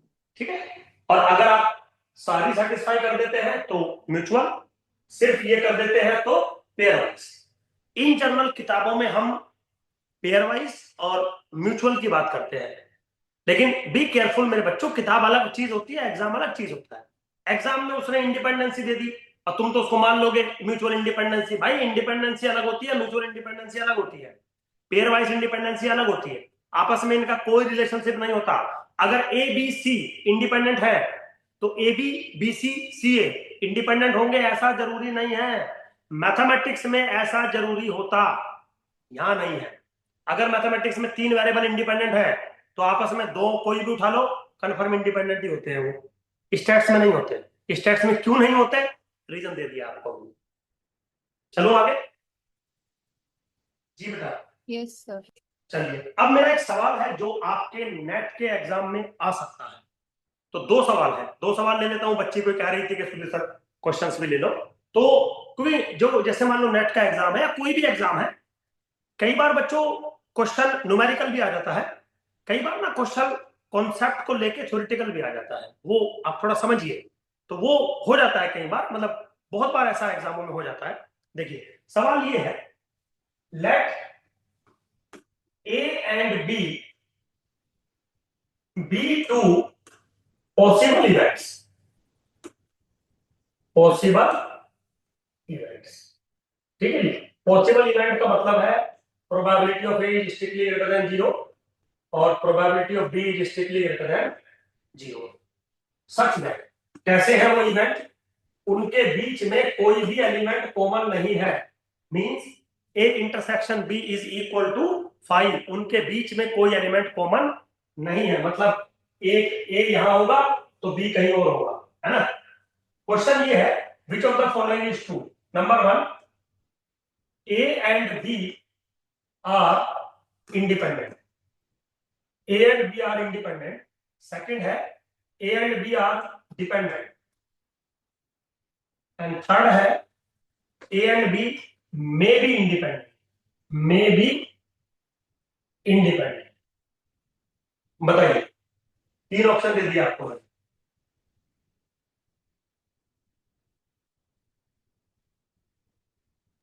Second will be correct. कौन सा बेटा? A and B are dependent. A and B are dependent. Second वाला Yes, sir. कैसे बाबू, कैसे? मतलब मेरे को तो नहीं लग रहा। Sir may be independent. May be independent, मेरे को तो ये ठीक सा लग रहा है। मतलब मेरे को ठीक सा लग रहा है का मतलब ये नहीं कि ठीक है, वो मेरी आदत है ऐसा कहने की, सर समझिए ना जी। आई थिंक तीनों ही नहीं है। बाबू तीनों में से तो कोई एक होगा जरूर, ये तो कंफर्म गारंटी है। रीजन देख लो, या तो इंडिपेंडेंट या तो डिपेंडेंट और या तो फिर मे बी तो फिर होगा ही ना। मे बी में तो सारा कुछ आ गया ना, समझ गए, सारा कुछ आ गया मे बी में। क्योंकि बस सर जो थर्ड हमने है, ए थर्ड लग रहा इंटरसेक्शन है, बी लिखा ये भी है। इंडिपेंडेंट है। हाँ मनीषा, आप बोलो बेटा, पहले मनीषा आप बोलो, सर फिर आएगा आप जी। फिर आप सर आपने ए इंटरसेक्शन बी लिखा है तो उसके आगे प्रोबेबिलिटी जैसा कुछ डिफाइन नहीं करा है। नहीं मैं कह रहा हूँ कि ए इंटरसेक्शन भी फाई है, मतलब ए और बी जो इवेंट है आपके, भाई इवेंट होता क्या है टेक्निकली तो सबसेट ऑफ सैंपल स्पेस ही होता है ना, और जो ए और बी है वो डिसजॉइंट है, बस मैं ये लिख रहा हूँ, डिसजॉइंट लिख रहा हूँ उनको। और प्रोबेबिलिटी मैंने कुछ नहीं बोला आपके सामने। आप बोलिए आगे समझ में। मनोज बेटा अब आप बोलो, मनोज आप बोलो जी बेटा। यस सर, वो A intersection B equal to 5 है तो probability of A intersection B equal to 0 होगी। तो ठीक है, इससे हम ये डिसाइड नहीं कर सकते ना कि मतलब इंडिपेंडेंट होगा या डिपेंडेंट होगा, क्योंकि प्रोबेबिलिटी 0 होने से मैं डिसाइड नहीं कर पाऊंगा। तो मैं भी इंडिपेंडेंट पे मतलब मेरा आंसर वेरी ये गुड रहेगा। बच्चे, बहुत बढ़िया, एक्सीलेंट। चलिए डिसाइड कर देते हैं आज, और आंसर है they must be dependent. They must be dependent. अब कैसे, सुन लीजिए। देखिए एक रूल है, शायद आपने नाम सुना होगा, जिसका नाम है मेथड ऑफ कंट्राडिक्शन। किसी भी चीज को प्रूफ करने का एक रूल है जिसका नाम है मेथड ऑफ कंट्राडिक्शन। मतलब जो चीज मुझे प्रूफ करनी होती है मैं उसको नॉट ट्रू मान के चलता हूं और एक कंट्राडिक्शन ले आता हूं, तो वो जो चीज मैंने नॉट ट्रू मान के चली थी वो गलत हो जाती है, मतलब वो ट्रू हो जाती है। ये रूल कभी पढ़ा है जीवन में? हाँ या ना? Yes yes sir.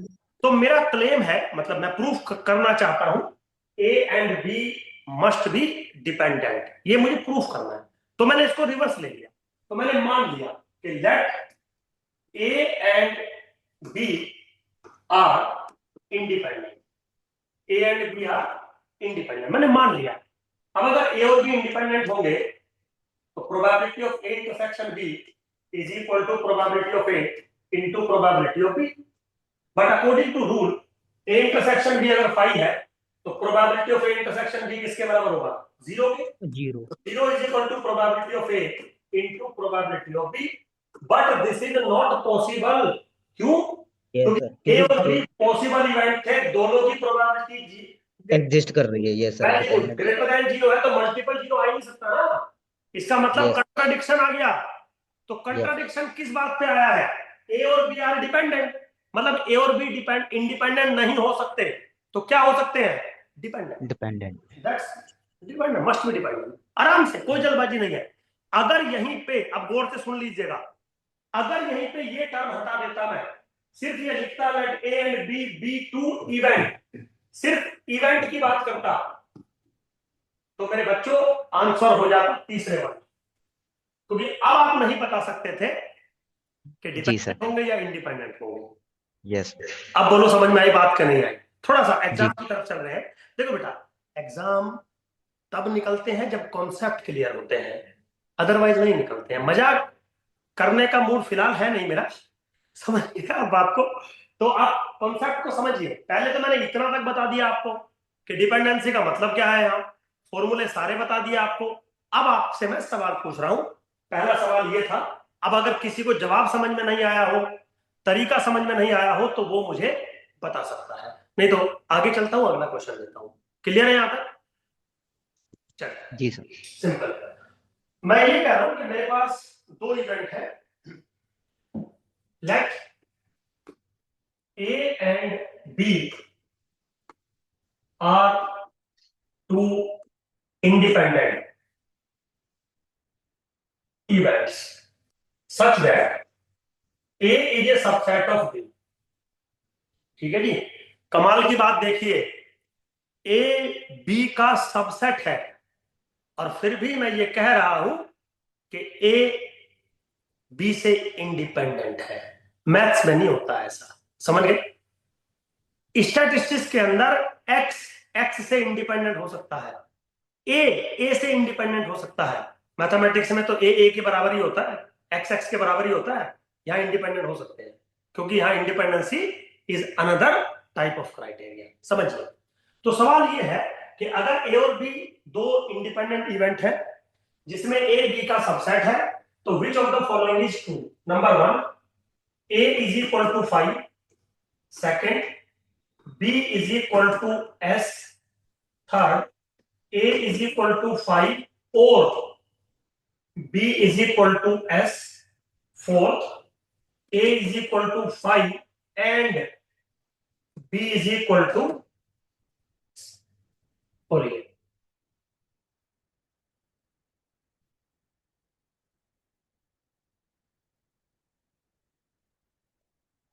सवाल समझ में आ गया होगा मेरे बच्चों?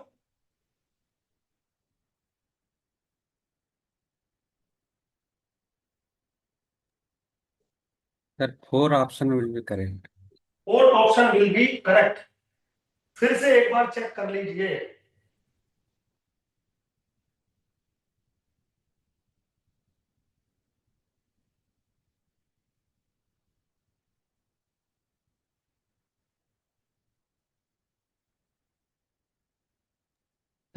No, sir, three option will be correct. ठीक है, फिर से Because चेक करो। and will be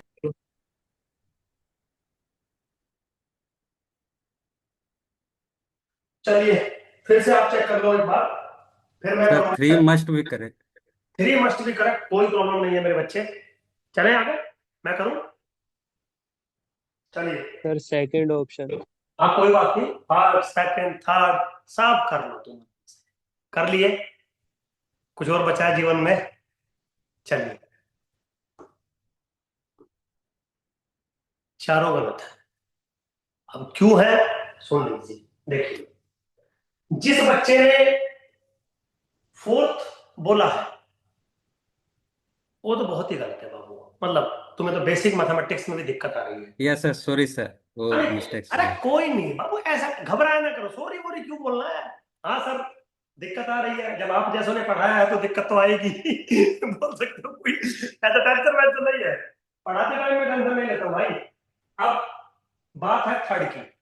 थर्ड जिन्होंने बोला है वो काफी हद तक सही है, लेकिन प्रॉब्लम ये है कि थर्ड भी आंसर नहीं है। अब क्यों नहीं है, 2 मिनट का मुझे समय दीजिए। देखिए, खेल ये था कि ए और बी जो है वो दो इंडिपेंडेंट इवेंट्स हैं, तो probability of A intersection B बराबर होगा probability of A into probability of B के। ठीक है जी, अब क्योंकि ए बी का सबसेट है तो probability of A intersection B बराबर होगा प्रोबेबिलिटी ऑफ ए के। तो प्रोबेबिलिटी ऑफ ए किसके बराबर हो गया?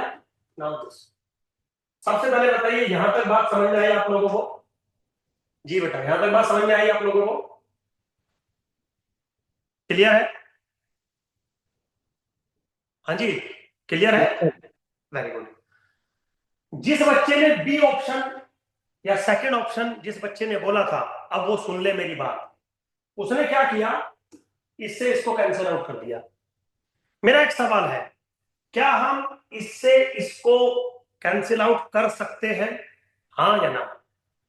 नहीं। उसका रीजन है, ये कैंसिल आउट सिर्फ और सिर्फ तब हो सकते हैं जब probability of a non zero लिखा हो।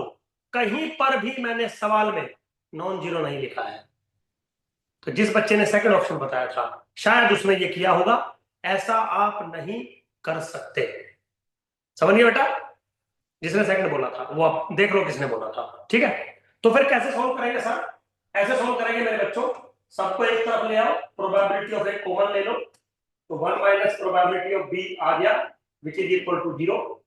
अब इसका कॉन्सेप्ट ये है, या तो ये 0 होगा और ये 0 होगा, तो बीच में और आएगा, एंड नहीं आएगा। ये मैंने गलती आपको बता दी थी।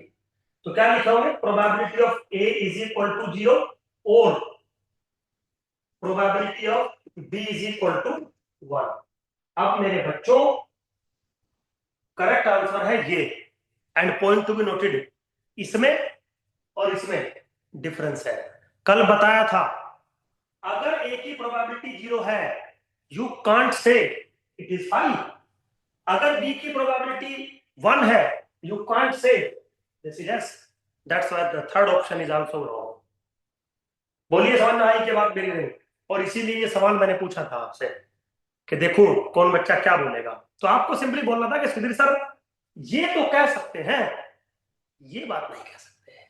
आराम से, मतलब थोड़ा पीछे की बातें, सब इधर उधर की बातें, और जैसे जैसे सब्जेक्ट मेरा आगे चलता चला जाएगा पीछे की बात मैं लेता हुआ चला जाऊंगा, ताकि जो समझाया था वो पक्का हो जाए। ये पक्का करवाने के लिए होता है। अब आज के बाद आप जीवन में गलती नहीं करोगे कि अगर किसी इवेंट की प्रोबेबिलिटी 0 है तो 5 कह दोगे उसको, एस की ए बी की प्रोबेबिलिटी 1 है तो एस कह दोगे आप। कभी जीवन में गलती नहीं करोगे। चेक करो फटाफट, डाउट को पूछो बेटा। चलो आगे फटाफट। Yes sir. चलिए अब नेक्स्ट टॉपिक लिखो, बेस थ्योरम।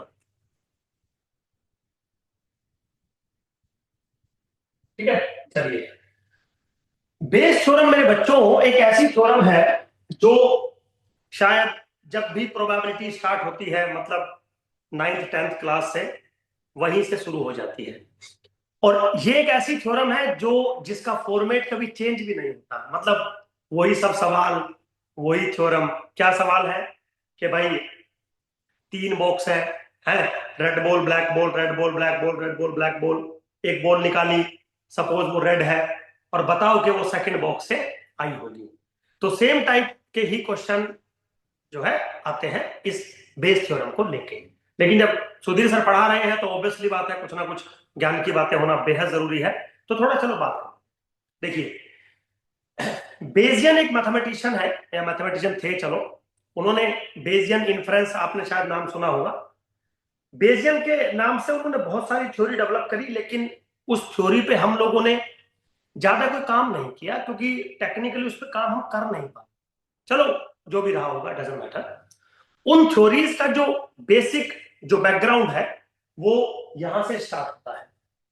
बेजियन सर ने एक बात बोली कि जिसको आप इवेंट के नाम से पढ़ते हो, जिसको आप कंडीशनल इवेंट के नाम से पढ़ते हो, एक्चुअली वो जो उनकी प्रोबेबिलिटीज होती हैं वो प्रोबेबिलिटी नहीं होती। हम किसी भी इवेंट की प्रोबेबिलिटी को 3 कैटेगरी में डिवाइड करते हैं। एक होती है प्रायर प्रोबेबिलिटी, एक होती है पोस्टीरियर प्रोबेबिलिटी, और एक होती है लाइक्लीहुड। समझ गए? याद है आपको, आप एक टर्म पढ़ते हो लाइक्लीहुड फंक्शन, जब आप एमएलई निकालते हो तो लाइक्लीहुड फंक्शन नाम की एक टर्म पढ़ते हो। वो जो लाइक्लीहुड फंक्शन नाम की टर्म है वो आज हम डिफाइन करने जा रहे हैं। मनोज बेटा कोई सवाल है आपका? माइक ऑन है, सवाल है कोई? नहीं नहीं सर, अच्छा ठीक है। वो प्रायर पोस्टीरियर के बारे में मतलब क्लियर। हाँ वो करूंगा, वो तो मैं अभी तो बेटा वो करूंगा, मेरा काम है वो आप टेंशन ना लो। आपने माइक ऑन करा, मैं समझ जाऊंगा कुछ ना कुछ तो पूछेगा। चलिए कर, तो उन्होंने क्या कहा कि जो आप इवेंट पढ़ते हैं वो इवेंट एक्चुअली 3 कैटेगरी में उन्होंने डिफाइन किए। प्रायर प्रोबेबिलिटी यानी कि प्रायर इवेंट पे जो प्रोबेबिलिटी है, पोस्टीरियर प्रोबेबिलिटी एंड लाइक्लीहुड। और ये वही लाइक्लीहुड है जो लाइक्लीहुड फंक्शन आप फ्यूचर में इन्फरेंस में पढ़ोगे, तो कुछ खास काम नहीं है, पढ़ा होगा रफली आपने। अब थोड़ा हम बात करते हैं। आपको एक छोटी सी मैं चीज बता दूं, जो बेस थ्योरम है, ऑब्वियसली स्टेटमेंट वही रहेगा जो आप पूरी जिंदगी पढ़ते हुए आए हो, क्वेश्चन भी ऐसा ही आएगा, हो भी जाएगा। लेकिन अगर क्वेश्चन कोई टेक्निकल आ गया, थ्योरेटिकल कोई टफ क्वेश्चन आ गया, तब आपको सुधीर सर की बहुत जरूरत पड़ेगी कि सर ठीक है यार, आप नहीं होते तो ये सवाल नहीं बनता। बस इतना है। चलिए एक सवाल पूछ लेता हूं आपसे। बेस थ्योरम आप लोगों ने सबने पढ़ी होगी। बेस थ्योरम के लिए वो कुछ इवेंट्स कंसीडर करता है, E1, E2, En, कुछ वो इवेंट्स लेके चलता है।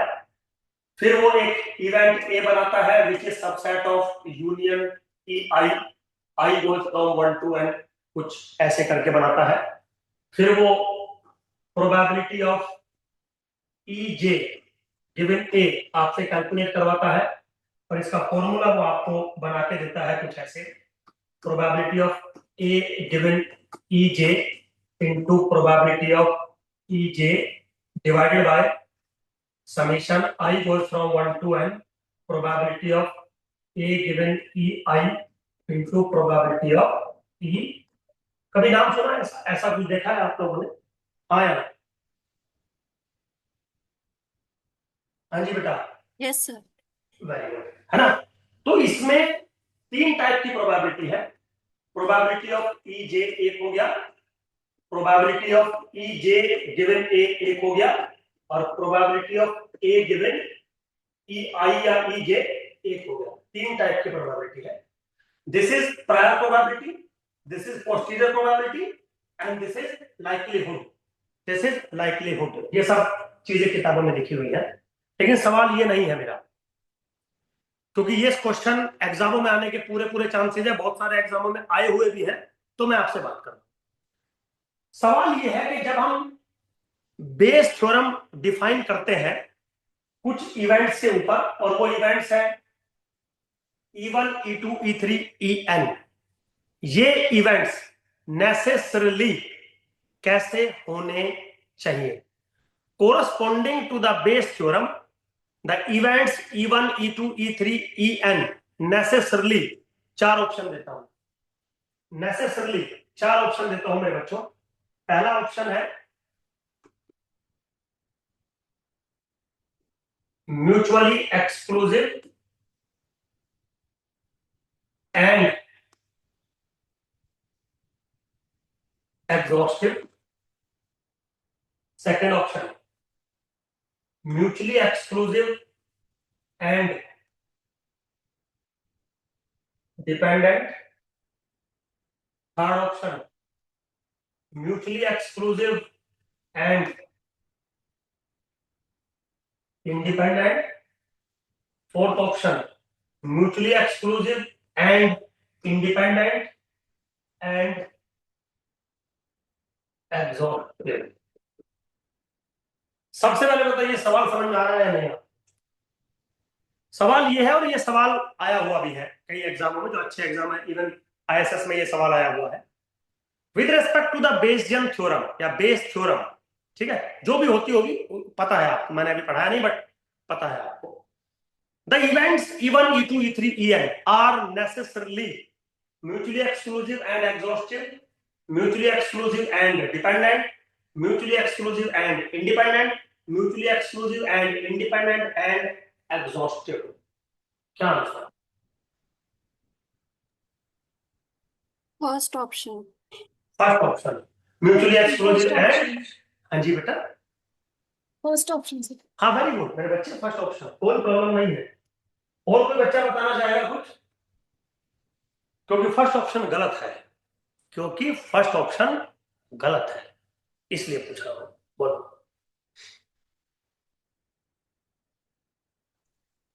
सर म्यूचुअली डिस्जॉइंट होते हैं।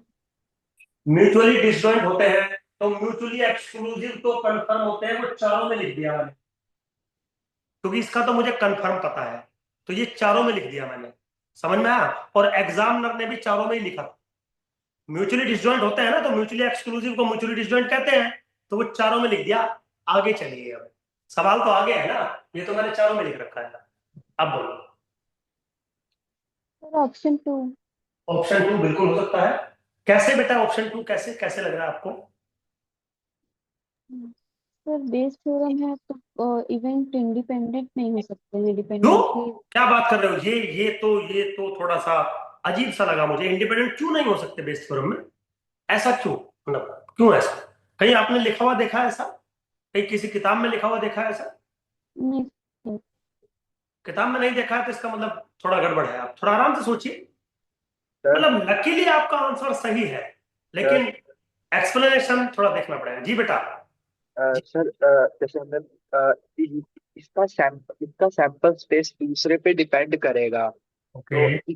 इस वजह से वो डिपेंडेंट में आएंगे, जैसे हमने नहीं पहले पढ़ा था प्रोबेबिलिटी नहीं ऑफ। नहीं, ये लॉजिक नहीं है। कोई बात नहीं, उतने मत घबराओ।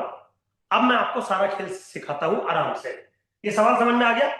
इस सवाल का जवाब एक्चुअली में किसी के पास नहीं है। जो बच्चे ये बोल रहे हैं ना सेकंड वाले, बस वो ठीक है, आपका वो सही लग गया तुक्का, otherwise this is not the answer, but ठीक है, अच्छी बात है, आपने इतना मेहनत किया, बहुत बढ़िया, गुड। अब मैं बेस थ्योरम पे आता हूं।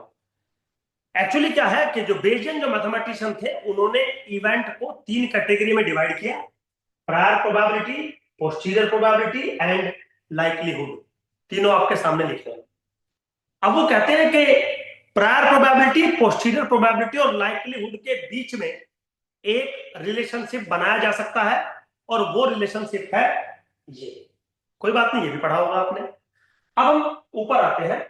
जब वो इवेंट डिफाइन करता है बेस थ्योरम के लिए, तो सबसे पहले वो ये कहता है कि let E1, E2, En are possible mutually exclusive events. बस यहीं तक। बहुत सारे ऐसे राइटर हैं जो म्यूचुअली एक्सक्लूसिव के साथ साथ म्यूचुअली एग्जॉस्टिव भी बोलते हैं, लेकिन वो किताब वाला बोलता है, राइटर बोलता है, स्टैटिस्टिक्स नहीं बोलती। फर्क है दोनों बातों में। स्टैटिस्टिशियंस ने सब कुछ सही लिखा है, किताब लिखने वाले ने अपनी मर्जी चलाई है। तो जिसने अपनी मर्जी गलत चलाई है उसको मैं क्यों पढ़ूंगा? अब गुप्ता कपूर की जो आप किताब पढ़ते हो, उसमें यही लिखा है कि E1, E2, En are mutually exclusive and exhaustive events. That's why बच्चे ने पहले वाले आंसर को मुझे थमा दिया। लेकिन किसी भी किताब ने डिपेंडेंसी और इंडिपेंडेंसी के बारे में कुछ नहीं लिखा है। म्यूचुअली एक्सक्लूसिव और एग्जॉस्टिव के बारे में तो लिखा है, चलो मैं मान लेता हूं। म्यूचुअली एक्सक्लूसिव तो सबने लिखा है, एग्जॉस्टिव कुछ ने लिखा है, कुछ ने नहीं लिखा है, लेकिन डिपेंडेंसी और इंडिपेंडेंसी के बारे में किसी ने नहीं लिखा। बट एग्जाम में जो सवाल आया वो डिपेंडेंसी पे ही आया। तो सबसे पहले तो म्यूचुअली एक्सक्लूसिव और म्यूचुअली एग्जॉस्टिव को थोड़ा एक बार क्लियर कर लो। म्यूचुअली एक्सक्लूसिव होने चाहिए, मैंडेटरी है, बट म्यूचुअली एग्जॉस्टिव बने ऐसा जरूरी नहीं है। उसका रीजन है, म्यूचुअली एग्जॉस्टिव होने का मतलब होता उन सबका यूनियन सैंपल स्पेस के बराबर होता, लेकिन बेस थ्योरम में सबका यूनियन सैंपल स्पेस के बराबर हो ऐसा मैंडेटरी नहीं है। वो ये कहता है कि भले ही ये सैंपल स्पेस के बराबर ना हो, जो भी इनका यूनियन होगा मैं उसी में से ए इवेंट को कट कर सकता हूं। तो मुझे कोई नेसेसरली नीड नहीं है कि इन सब का यूनियन होल सैंपल स्पेस के बराबर बने। पहला पॉइंट। ये बात समझ में आ गई? क्लियर हो गया ये बात? बेटा क्लियर होगी ये बात? Yes sir. Very good. अब आप इस चीज को गौर से देखिए, मैं क्या लिख रहा हूं? E1, E2, En are possible event, है ना, एंड म्यूचुअली एक्सक्लूसिव इवेंट्स। एक बात बताइए, अभी 5 मिनट पहले एक चीज प्रूफ करी थी आपके सामने, अगर दो इवेंट पॉसिबल है और दोनों आपस में डिसजॉइंट है, यानी कि म्यूचुअली एक्सक्लूसिव है, कैसे थे वो, कैसे थे वो? डिपेंडेंट। बस ये लॉजिक है। आइए आगे, डिपेंडेंट। भाई in the Bayes theorem the event must be possible, सबकी probability greater than 0, the event must be mutually exclusive. चलो एग्जॉस्टिव को छोड़िए, एग्जॉस्टिव पे डिस्कशन हो सकता है, लेकिन म्यूचुअली एक्सक्लूसिव और पॉसिबिलिटी तो उसमें दो हर आदमी ने लिखी है, मैंने भी लिखी है, गुप्ता कपूर ने भी लिखी है, स्टैटिस्टिशियन ने भी लिखी है, और अभी 5 मिनट पहले एक थ्योरम नहीं करके आए हम कि अगर म्यूचुअली एक्सक्लूसिव और पॉसिबल इवेंट है, they must be dependent, that's why they must be dependent. Second option is correct. और बहुत बच्चों ने गलती करी होगी जिन्होंने ये फर्स्ट ऑप्शन लिखा होगा, क्योंकि गुप्ता कपूर ने शायद म्यूचुअली एक्सक्लूसिव और एग्जॉस्टिव दोनों।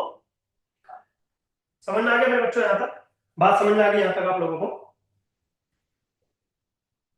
जी बेटा, क्लियर हुआ यहां तक? Yes sir.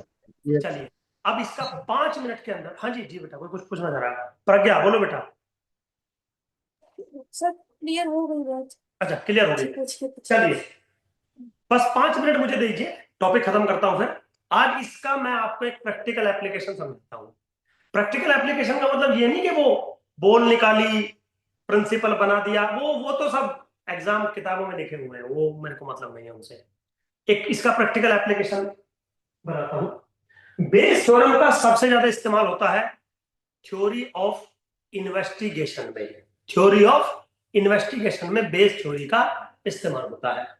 और ये जो मैं आपको अभी बताऊंगा प्रैक्टिकल एप्लीकेशन, इसमें मैं आपको ये भी समझाने की कोशिश करूंगा कि म्यूचुअली एक्सक्लूसिव होना तो जरूरी है, बट म्यूचुअली एग्जॉस्टिव होना जरूरी नहीं है, मैंडेटरी नहीं है। क्यों नहीं है अभी थोड़ा बताने की कोशिश करता हूं आपको। आपको शायद याद होगा एक केस हुआ था, एक मूवी भी आई थी शायद, हु किल जेसिका। एक जेसिका एक लड़की थी इंडिया में, ये 10-12 साल पहले शायद बात है, उसका मर्डर हो गया था और उसकी डेड बॉडी भी मिल गई, तो प्रूफ हो गया कि मर्डर हो गया। लेकिन कोर्ट में ये नहीं प्रूफ कर पाए कि उसका मर्डर किया किसने है। तो जज ने ये पूछा कि जब मर्डर हो चुका है और आप ये नहीं बता रहे हैं कि मर्डर किया किसने है, तो क्या हम मान लें कि जेसिका मरी नहीं है? तो उसके ऊपर मूवी बनी थी हु किल जेसिका। कभी मूवी का नाम सुना है? मतलब वैसे ही पूछ रहा हूं, जस्ट आप लोग पढ़ते ही पढ़ते हैं या और भी कुछ जीवन में है आपके, पढ़ा है आपने, इसका मतलब मैं झूठ नहीं बोल रहा हूं, है ऐसा। अब वो who kill Jessica Bayes theorem क्यों लेके आया मैं, अब उस पर आते हैं। मैंने अभी बोला कि इस जो थ्योरम का सबसे ज्यादा जो यूज होता है वो होता है थ्योरी ऑफ इन्वेस्टिगेशन में। अब देखिए कैसे, शायद अगर कभी आप न्यूज वगैरह देखते होंगे तो न्यूज एंकर, मान लो कोई क्राइम हो गया सपोज, तो क्राइम हो चुका है, तो क्राइम होने का मतलब है कि वो जो ए इवेंट है, वो जो ए इवेंट है वो अकर हो चुका है। ये ए इवेंट अकर हो चुका है, जिसको आप कहते हो कि हमने रेड बॉल निकाली, तो रेड बॉल निकाली मतलब क्राइम हो चुका है।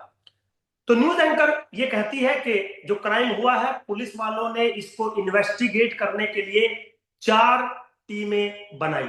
समझ गए?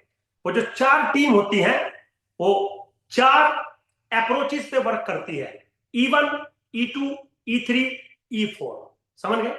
इसका मतलब ये है कि पुलिस मान के चल रही है कि जो क्राइम हुआ है वो इन्हीं चारों में से किसी एक से हुआ होगा।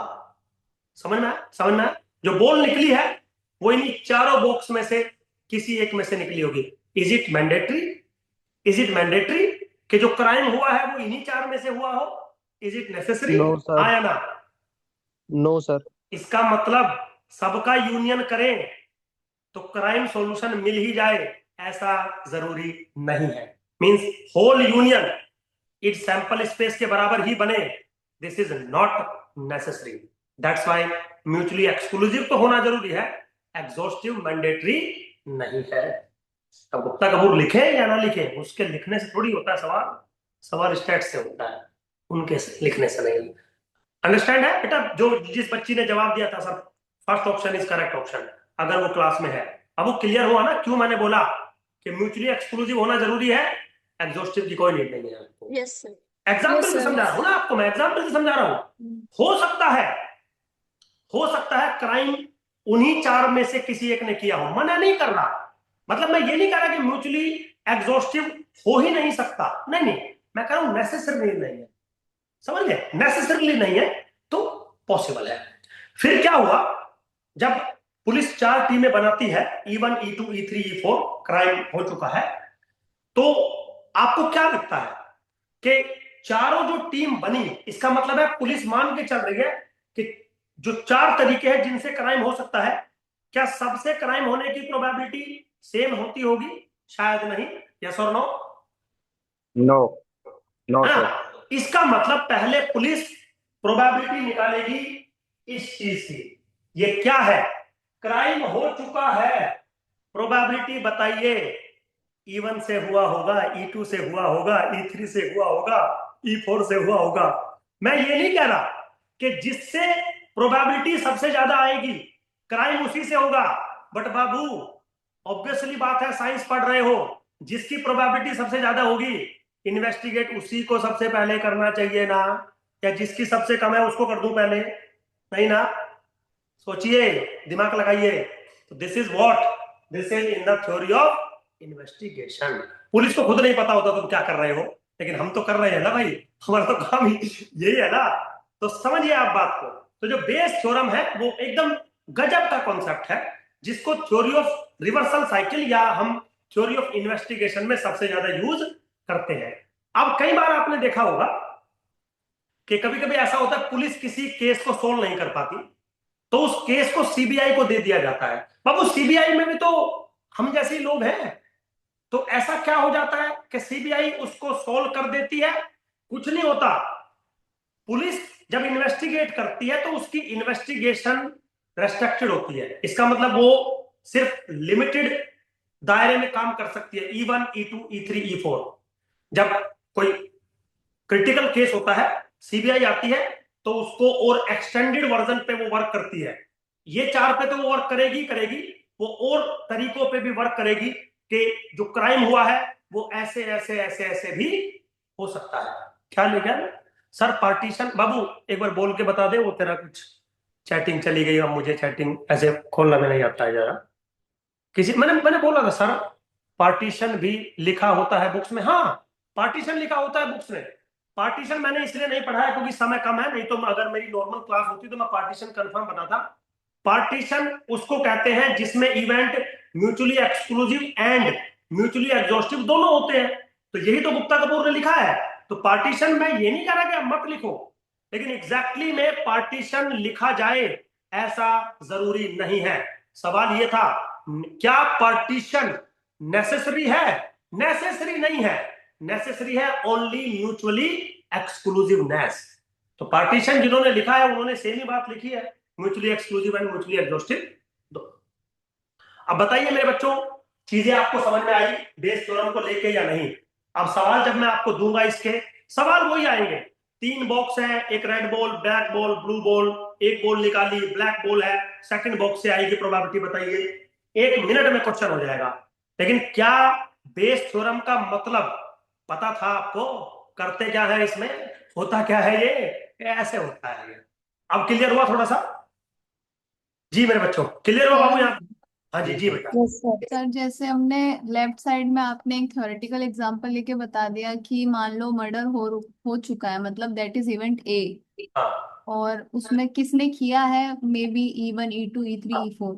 तो सर हम जो राइट साइड है इस बेस थ्योरम की, ये बात, हाँ सर इसको थ्योरेटिकली कैसे एक्सप्लेन करें? बाबू ये तो सब एक्सप्लेनेशन हम देंगे आपको। जैसे फॉर एग्जांपल मान लीजिए एक आदमी 22 साल का है, 22 ईयर एज है, और उसका मर्डर हो गया, ठीक है? और मैं 4 ऑप्शन आपको देता हूं। आपसी रंजिश में हुआ होगा, उसके दोस्त ने मारा होगा, उसकी गर्लफ्रेंड ने मरवाया होगा, और उस पे जिसने कर्जा दे रखा होगा उसने मारा होगा। सबसे ज्यादा चांसेस आपको क्या लगते हैं 22 साल के लड़के के मरने के? अब बताओ जरा। कर्जा। है? सर गर्लफ्रेंड वाला। ठीक है बाबू, यहीं पे अगर मैं उसको 60 साल का आदमी कर दूं, अब बताना जरा किसके चांस ज्यादा लगेंगे? सोचिए आराम से। कर्जा। कर्जा। सही बात है मेरा बच्चा। ये कौन था भाई कर्जे वाला? बाबू फिर से बोलना एक बार। चलिए कोई बात सर नहीं। मैं बहुत था। बढ़िया, बहुत बढ़िया, बहुत बढ़िया। नहीं देखो, हंसना भी जरूरी है, भगवान ना करे ऐसा कुछ हो, और कम से कम गर्लफ्रेंड वाला केस तो बिल्कुल ना हो। कर्जे वाला तो फिर भी चलो बात है, चलो लीव इट मेरे बच्चों। तो बाबू एक बार बताओ, तो 4 केस जब आए और मैंने उसकी एज बताई आपको, तो आपने खुद ही मुझे बता दिया ना Sudhir sir, probability of E1 इतना, प्रोबेबिलिटी ऑफ E2 इतना, प्रोबेबिलिटी ऑफ E3 इतना, E4 इतना। वो तो हो गया ये, वो तो हो गया ये। ठीक है भाई, अब हम इस पे आते हैं। सेम ही तो चीज है। सेम चीज क्या है? ये लो भाई, मेरे ऊपर कर्जा है, मेरे को मार के दिखाओ तुम। समझ में आया? मेरी गर्लफ्रेंड मेरे से नाराज है, मेरे को मार के दिखाओ, कन्फर्म प्रोबेबिलिटी हाई है। और जो कर्जे वाले वो मेरे को मार के दिखाओ, भले ही मेरा मेरा उनके ऊपर कर्जा है, मार नहीं सकते बिल्कुल भी। मेरी गर्लफ्रेंड मेरे को जरूर जहर दे सकती है, कंफर्म गारंटी है भाई, क्योंकि मैं तो प्यार में अंधा हूं। प्यार में अंधा हूं तो वो बोलेगी चल बाबू मैंने तेरे को माफ कर दिया, ले आइसक्रीम खा ले मेरे हाथ से, और आइसक्रीम में जहर था तो मैं तो खा लूंगा ना भाई, क्योंकि मैं कर्जे वाले से भिड़ सकता हूँ, अपने वाली से थोड़ी भिड़ूंगा, उसके तो मैं प्यार में अंधा हूं। तो चांसेस है, तो चांसेस है, तो मतलब ये वो प्रोबेबिलिटी। अब यहीं पे अगर मैं 60 साल में चला जाऊं, 60 साल वाला रिवर्स करेगा, वो कर्जे वाले से डरेगा, गर्लफ्रेंड से नहीं डरेगा भाई। उसको डर लग गया और वो लगा तू निकल, मुझे तेरी जरूरत नहीं है। अब 22 साल का लड़का थोड़ी कह देगा तू निकल, मुझे तेरी जरूरत नहीं है। वो तो सोचेगा बाबू आजा, कोई बात नहीं, गलती हो जाती है। समझिए, 60 साल वाला एक्सपीरियंस्ड है, उसको पता है अगर ये वापिस आ रही है तेरे को लपेटे में ले लेगी, इसका मतलब प्रोबेबिलिटी कम ज्यादा। ऐसा कोई बुरा नहीं मानेगा भाई मेरी बात का, है मैं तो अपनी बात समझा रहा हूं। ठीक है बेटा, अब यही चीज मैं सबके साथ करूंगा। That's why I goes from 1 to n। हो गया काम। समझ में आया कि नहीं आया? Yes sir. चलिए 5 मिनट दो, एक और एग्जांपल लेता हूं, क्योंकि ये जो थ्योरम है आपकी, जितने भी बच्चे बेजियन इन्फ्लुएंस पे काम करते होंगे तुम में से, या बेजियन थ्योरी पढ़ेंगे, ये बेस थ्योरम जानना बेहद जरूरी। एक रियल एग्जांपल लेता हूं। चलिए मर्डर वाला एग्जांपल रियल नहीं है, बट मैं अपनी लाइफ का एक रियल एग्जांपल लेता हूं। जनरली मैं रियल एग्जांपल लेने पसंद करता हूं। एक ना मेरा दोस्त था, और ये मेरे लिए रियल है, आपके लिए भी रियल है, तो आप जवाब देंगे मेरे साथ में। मेरा एक दोस्त था, वो पंडित था, हम जाट है। एक मेरा और दोस्त था जो पंडित था। समझ गए? अब भाई कोई अगर मुझे जानता हो तुम में से तो प्लीज मतलब समझिए ना, किसी के सामने कोई जिक्र नहीं करना, क्योंकि मुझे कोई चीज समझानी है, तो मैं रियल एग्जांपल लेके चल रहा हूं। तो वो जो मेरा दोस्त था, उसकी एक बहन थी, और जो मेरा रूममेट था पंडित, दोनों पंडित थे, मैं जाट था, एक पंडित मेरा रूममेट था, उसकी गवर्नमेंट जॉब लग गई रेलवे में। तो मेरे दिमाग में क्या गया, मैं कहा यार ये गांव में मेरा दोस्त है पंडित, और इसकी बहन हमारी बहन भाई बहन ही है, वो तो इसका रिश्ता इस पंडित से करवा देते हैं, सरकारी नौकरी है और अच्छा रहेगा। तो गांव देहात में जनरली ये चीज मैटर कर जाती है। तो मैंने क्या किया, उस लड़के मतलब जो मेरा दोस्त था उसके बड़े भाई से बात करी, मगर भैया ऐसे ऐसे बात है, जरा एक बार चलो उनके घर। तो हम दोनों मतलब मेरे दोस्त का बड़ा भाई और मैं, उस जो मेरा रूममेट था पंडित, उनके घर चले गए रिश्ते के लिए। अब जानता तो मैं ही था ना उसको, तो मैंने उनकी जो मेरा रूममेट था, उनकी मम्मी से उनके पापा से हमने बात करी, और उन्होंने हमें बोला कि सुधीर, और ये बात है 2004 या 5 के आसपास की, मतलब 20-22 साल पहली बात है। तो उन्होंने बोला कि हम गाड़ी दहेज में लेंगे, और गाड़ी का नाम था वैगनार। चलो कोई बात नहीं। मैंने बोला कि आंटी ये लोग गाड़ी नहीं दे सकते, हम अपनी बहन की गारंटी ले सकते हैं कि वो सुंदर है, थोड़ी बहुत एक मोटरसाइकिल हम दे देंगे आपको दहेज के नाम पे, और बहुत अच्छा हम आपकी बारात का वो कर देंगे, लेकिन हम गाड़ी नहीं दे सकते, हम गरीब लोग हैं। तो उन्होंने हमारा रिश्ता ठुकरा दिया, बात खत्म, इधर बात खत्म, सब कुछ खत्म। अब सवाल सुनिए, फिर क्या हुआ, उस पंडित की जो मेरा रूममेट था उसकी शादी हुई, और शादी होने से पहले उसने मुझे 4 फोटो दिखाए, और चारों फोटो को मैं एक्सप्लेन कर रहा हूं, E1 E2 E3 E4, 4 photo दिखाए। एक लड़की बहुत स्मार्ट थी, लेकिन गरीब परिवार से बिलोंग करती थी और पढ़ी लिखी भी नहीं थी। एक केस, अब गौर से सुनना सारी बातें। दूसरी लड़की बहुत अमीर परिवार से बिलोंग करती थी, पढ़ी लिखी नहीं थी, लेकिन बाप बहुत अमीर था उस लड़की का। तीसरा केस, नॉर्मल परिवार से बिलोंग करती थी, लेकिन सरकारी नौकरी थी उस लड़की की, बट सुंदर नहीं थी। ऐसे ही एक फोर्थ वाली लड़की। मेरा एक सवाल है, क्या चारों से शादी होने के चांसेस बराबर थे? क्या चारों से शादी होने की प्रोबेबिलिटी बराबर थी? Probability of E1, probability of E2, E3, E4 are same और डिफरेंट? डिफरेंट। डिफरेंट। जो भी रही होगी डजंट मैटर, लेकिन this is a prior probability. तो मैंने कुछ जज किया होगा, क्योंकि मैं तो उसका रूममेट था, मैंने जज किया होगा probability of E1, E2, E3, E4 मैंने लग दिया। फिर क्या हुआ, उसकी शादी हो गई, और ये रियल पिक्चर चल रही है, ये रियल पिक्चर चल रही है। उसकी शादी हो गई और गुस्से गुस्से में मैं उसकी शादी में नहीं गया, क्योंकि मुझे नहीं जाना था भाई। समझ गए? उसने दहेज मांगा, दहेज के मैं सख्त खिलाफ हूं, तो मैं नहीं गया। चलो कोई बात नहीं, तो मुझे नहीं पता है कि उसकी शादी किससे हुई। फिर क्या हुआ, लगभग 7 से 8 महीने बाद मेरा कुछ कचहरी में काम था, और वो भी मुझे कचहरी में मिल गया, कोर्ट कचहरी जो होते हैं वहां मिल गया। और मैंने पूछा, सर क्या हाल है? तो इतना पूछते ही वो आदमी रोने लगा। आप समझ गए? जब वो आदमी रोने लगा तो मैंने पूछा, सर क्या हुआ? तो वो बोलता है कि भाई आज मेरा डाइवोर्स फाइल हो रहा है। समझ गए? आज मेरा डाइवोर्स फाइल हो रहा है। आपको ये बताना था कि कौन सी लड़की से उसकी शादी हुई होगी। तो ये तो आप अंतर्यामी तो है नहीं कि कौन सी लड़की से उसकी शादी हुई होगी। बस मेरा सवाल है, जो 4 बताई थी, किससे शादी होने की प्रोबेबिलिटी ज्यादा है, प्रोवाइडेड दैट 6 महीने में उसका डाइवोर्स हो रहा है? बताइए। जिसके पापा अमीर है। वेरी गुड मेरे बच्चे, सेम जवाब मेरा था, और लकीली आंसर भी यही था। समझ में आया? This is the strength of education, strength of education. समझ में आया आप लोगों को थोड़ा सा? इसीलिए मैंने पहले वो बैकग्राउंड बताई आपको। वो बैकग्राउंड पूछूंगा ना, तो अगर कोई 22 साल का लड़का मरेगा ना, तो पहले पुलिस टीम बनाने से पहले घर वालों से पूछेगी, भाई कैसा था? वो बोलेंगे यार ये तो सिर्फ मंदिर में जाता था या तो घर में रहता था, तो अलग सिनेरियो। यार ये तो जिम में भी जाता था, जुम्बा में भी जाता था, क्लब में भी जाता था, अलग सिनेरियो। फिर वो टीम बनाएगी, फिर वो प्रोबेबिलिटी निकालेगी, तब वो इन्वेस्टिगेट करेगी। This is based from. गया दिमाग में कुछ आज? थोड़ा सा दिमाग में गया मेरे बच्चों? Yes sir. चलिए क्या, ये तो सब चलता रहता है मेरे साथ। मैं थोड़ा रियलिटी के ज्यादा नजदीक जाना चाहता हूँ, क्योंकि पढ़ाई का मतलब ही रियल लाइफ होता है कि भी एनालाइज द डाटा ना। तो हमने अपनी लाइफ को या अपने आसपास की लाइफ को कैसे एनालाइज किया है, वो काम होता है। आगे चलते हैं। यहां तक क्लियर है सबको? चलो आगे बेटा। Yes sir. फटाफट बोलो, देखो टाइम बहुत कम है, अगर 5 मिनट भी बचे तो मैं 5 मिनट भी तुम्हें पढ़ाने के मूड में हूं। चलिए, अगला टॉपिक है जिसका नाम है रैंडम वेरिएबल। अब सबसे पहले सुन लीजिए, रैंडम वेरिएबल आपके कोर्स में क्यों है, मैं आपको रैंडम वेरिएबल क्यों पढ़ा रहा हूं। 2 मिनट दीजिए। स्टैटिस्टिक्स की डेफिनेशन जब चली थी तो ये था कि in statistics scientifically we analyze the data.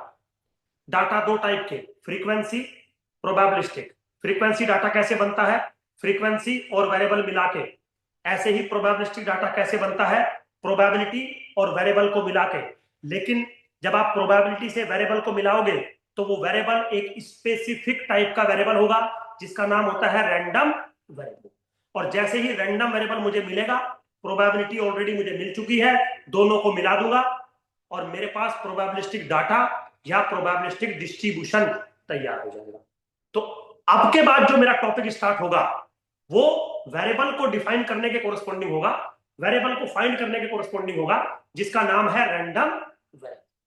समझ में आया बेटा क्यों करना चाहता हूं, क्यों पढ़ाना चाहता हूं रैंडम वेरिएबल? आपको क्लियर हो गया यहां तक? चलिए, अब मेरे बच्चों, कौन बच्चा बताएगा रैंडम वेरिएबल क्या होता है? फटाफट एकदम जी। What is the definition of random variable? How to define the random variable? ऐसा ना करो यार, Sir, it is a function from the sample space to the real number.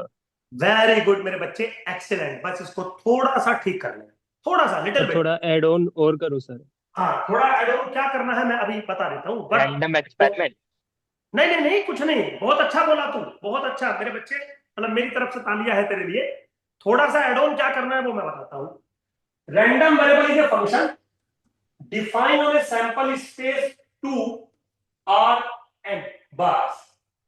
जो आपने बोला है ना, random variable is a real valued function, random variable is a function from sample space to real line, वो होते हैं one dimensional random variable. मेरा सवाल था what is the random variable, तो रैंडम वेरिएबल तो 2 डायमेंशनली भी होते हैं, 3 भी होते हैं, 4 भी होते हैं, up to so on. So random variable is a function from sample space to R N, N must be greater than equal to 1। Difference समझ में आया? दोनों बातों में डिफरेंस समझ में आया? जिस बच्चे ने बोला था बाबू, क्लियर हो गया डिफरेंस Yes, थोड़ा sir. बहुत, है ना? तो ऐसा नहीं कि आपने कुछ गलत बोला था, बिल्कुल करेक्ट बोला है, लेकिन मैंने बोला कि अगर थोड़ा सा, मतलब वो यहां आपसे पूछ सकता है कि भाई मैंने वन डायमेंशनल रैंडम वेरिएबल की डेफिनेशन थोड़ी पूछी है, मैंने तो आर्बिट्री रैंडम वेरिएबल की डेफिनेशन पूछी है। तो आर्बिट्री रैंडम वेरिएबल का डेफिनेशन ये है, जिस दिन आप एन को 1 कर दोगे उस दिन वो वन डायमेंशनल रैंडम वेरिएबल हो जाएगा, and it is a real valued function defined on some sample space. And yes, जब आप प्रोबेबिलिटी बना चुके हो तो सैंपल स्पेस तो रहा होगा, तो तभी तो बनाई होगी ना, तो सैंपल स्पेस तो है। तो दुनिया में कोई भी फंक्शन आप डिफाइन करें, दुनिया में कोई भी फंक्शन आप डिफाइन करें, बस डोमेन सैंपल स्पेस रखना और कोडोमेन या रेंज रियल नंबर या सबसेट ऑफ रियल नंबर होनी चाहिए। तो ऐसे लाखों करोड़ों अरबों रैंडम वेरिएबल बनाए जा सकते हैं, but basically random variable is a function defined on this to this. Clear है यहां तक? सबको सबको क्लियर है? सर हाँ जी, जी बेटा। सर आपने जब ये टॉपिक स्टार्ट किया था तो आपने 2 लाइन बोली थी फ्रीक्वेंसी डेटा के रिगार्डिंग, एक बार हाँ आप सर रिपीट कर देंगे सर? हाँ बेटा, बिल्कुल बिल्कुल, मैं रिपीट कर देता हूँ। देखिए, चलो मैं और थोड़ा 5 मिनट ले लेता हूँ। अब मैं अगली क्लास से ही रैंडम वेरिएबल स्टार्ट करूंगा, 2-3 मिनट ही बचे हैं, तो मैं आपके वाला क्वेश्चन ले लेता हूँ। कोई जल्दबाजी नहीं है, अभी समय है मेरे पास, और मैंने कुछ और सोचा है आपके लिए थोड़ा अच्छा, ताकि हम और आपको और थोड़ा टाइम दे सके, तो वो मैं बात करूंगा। देखो, जैसे स्टैटिस्टिक्स में हम बात करते हैं ना, स्टैटिस्टिक्स में जब हम ये कहते हैं कि स्टैटिस्टिक्स में हम डाटा को एनालाइज करेंगे, तो डाटा एक्चुअली 2 कैटेगरी का होता है। एक फ्रीक्वेंसी डाटा जिसको हम ऑब्जर्व डाटा कहते हैं, एक प्रोबेबिलिस्टिक डाटा जो हम एक्सपेक्टेड डाटा जिसको कहते हैं, जो हम अभी पढ़ रहे हैं। तो जैसे फ्रीक्वेंसी डाटा 2 चीज से मिलकर बनता है ना, वेरिएबल ऐसे x1 x2 dot dot xn, frequency f1 f2 dot dot fn। ऐसे ही मेरे बच्चों प्रोबेबिलिस्टिक डाटा 2 चीज से मिलकर बनता है, रैंडम वेरिएबल और कोरस्पॉन्डिंग प्रोबेबिलिटी, वैल्यू सेम ही रहती है, x1 x2 dot dot xn, probability p1 p2 dot dot pn। समझ गए? लेकिन पॉइंट टू बी नोटेड, ये वेरिएबल कलेक्टेड होते हैं, ये वेरिएबल डिफाइंड होते हैं। कल बताया था फ्रीक्वेंसी डाटा कलेक्टेड होता है, प्रोबेबिलिस्टिक डाटा डिफाइंड होता है, कलेक्ट नहीं होता। तो डिफाइंड जब आप करोगे, तो कल की क्लास में मैंने प्रोबेबिलिटी डिफाइन करके दिया था आपको, आज की क्लास में मैं रैंडम वेरिएबल डिफाइन करने जा रहा हूं। तो डिफाइन कैसे करूंगा? Random variable is defined as a function, and if it is defined as a function, this must has a domain, this must has a range, this must has a definition. समझिए? तो आज मैंने क्या बोला, ये लो बच्चों, रब कर दिया था क्या? हाँ, रब कर दिया, चलो कोई बात नहीं, कोई बात नहीं। मैंने बोला कि रैंडम वेरिएबल एक फंक्शन के तरीके से काम करेगा जिसका डोमेन सैंपल स्पेस और कोडोमेन Rn होगा, और अगर आप 1 डायमेंशनल की बात करेंगे तो इसको उड़ा दीजिएगा, बात खत्म। ठीक, फिर जब मैं रैंडम वेरिएबल आपको पढ़ा दूंगा, उसके बाद इन दोनों को मिलाने का तरीका बताऊंगा कि रैंडम वेरिएबल ऐसे ऐसे है तो उसका प्रोबेबिलिटी ऐसे ऐसे मिलाया जाएगा, और मिलते ही वो प्रोबेबिलिस्टिक डिस्ट्रीब्यूशन या प्रोबेबिलिस्टिक डाटा बन जाएगा। बोल बेटा, समझ में आई बात कि नहीं? Yes sir. ठीक है, अब यहां तक कोई डाउट हो तो बोलो। नहीं है ना? अब ऐसा है, कल या परसों, कल भी नहीं तो मान के चलो परसों तक आपको पहली यूनिट का असाइनमेंट मिल जाएगा। ठीक है, अच्छे से करना। कोई अगर उसमें मिस्टेक आपको लगे तो कोई बुरा मानने की जरूरत नहीं है। बेटा समय कम है तो मैं चेक करने में उतना समय नहीं दूंगा, उस असाइनमेंट को फटाफट चेक कर दूंगा। तो कोई प्रिंटिंग मिस्टेक हो जाए, कोई आंसर मिस्टेक हो जाए तो ऐसा बुरा मानने की जरूरत नहीं है, हम वहीं पे डिस्कस करके उसको कवर कर लेंगे। समझ गए ना? अदरवाइज मेरे असाइनमेंटों में गलतियां होती नहीं है, बट फिर भी इस बार हो सकती है क्योंकि भाई मजबूर हूं मैं, मेरे पास समय का प्रॉब्लम है तो थोड़ा इस वजह से थोड़ा ऐसा हो सकता है, बट ऐसा घबराने की जरूरत नहीं है। बाकियों से तो फिर भी अच्छे होंगे, लेकिन मेरी तरफ से अच्छे नहीं होंगे क्योंकि उतने अच्छे फिल्टर्ड चेक नहीं होंगे वो, तो थोड़ा ये प्रॉब्लम आपको फेस हो सकती है। ठीक है बेटा, चलिए कुछ पूछना है बताओ, कोई बात कुछ कहना हो? सर मुझे प्लीज एक क्वेश्चन पूछना था। जी सर बेटा। म्यूचुअली एग्जॉस्टिव और एग्जॉस्टिव ये दो अलग अलग चीजें हैं या नहीं, दोनों सेम बातें हैं, दोनों सेम बातें हैं। ये मैटर ऑफ राइटिंग है बस। म्यूचुअली एक्सक्लूसिव और म्यूचुअली एक्सक्लूसिव और एक्सक्लूसिव सेम बात है। म्यूचुअली एग्जॉस्टिव सेम बात है। ठीक है, थैंक यू। हाँ, मतलब ये किसी मैटर ऑफ राइटिंग है, इसमें कोई ज्यादा जो है लोड लेने की जरूरत नहीं है, वो ठीक होता है। चलिए और बताइए बेटा, और है किसी का डाउट? चलिए, thank you very much, good evening.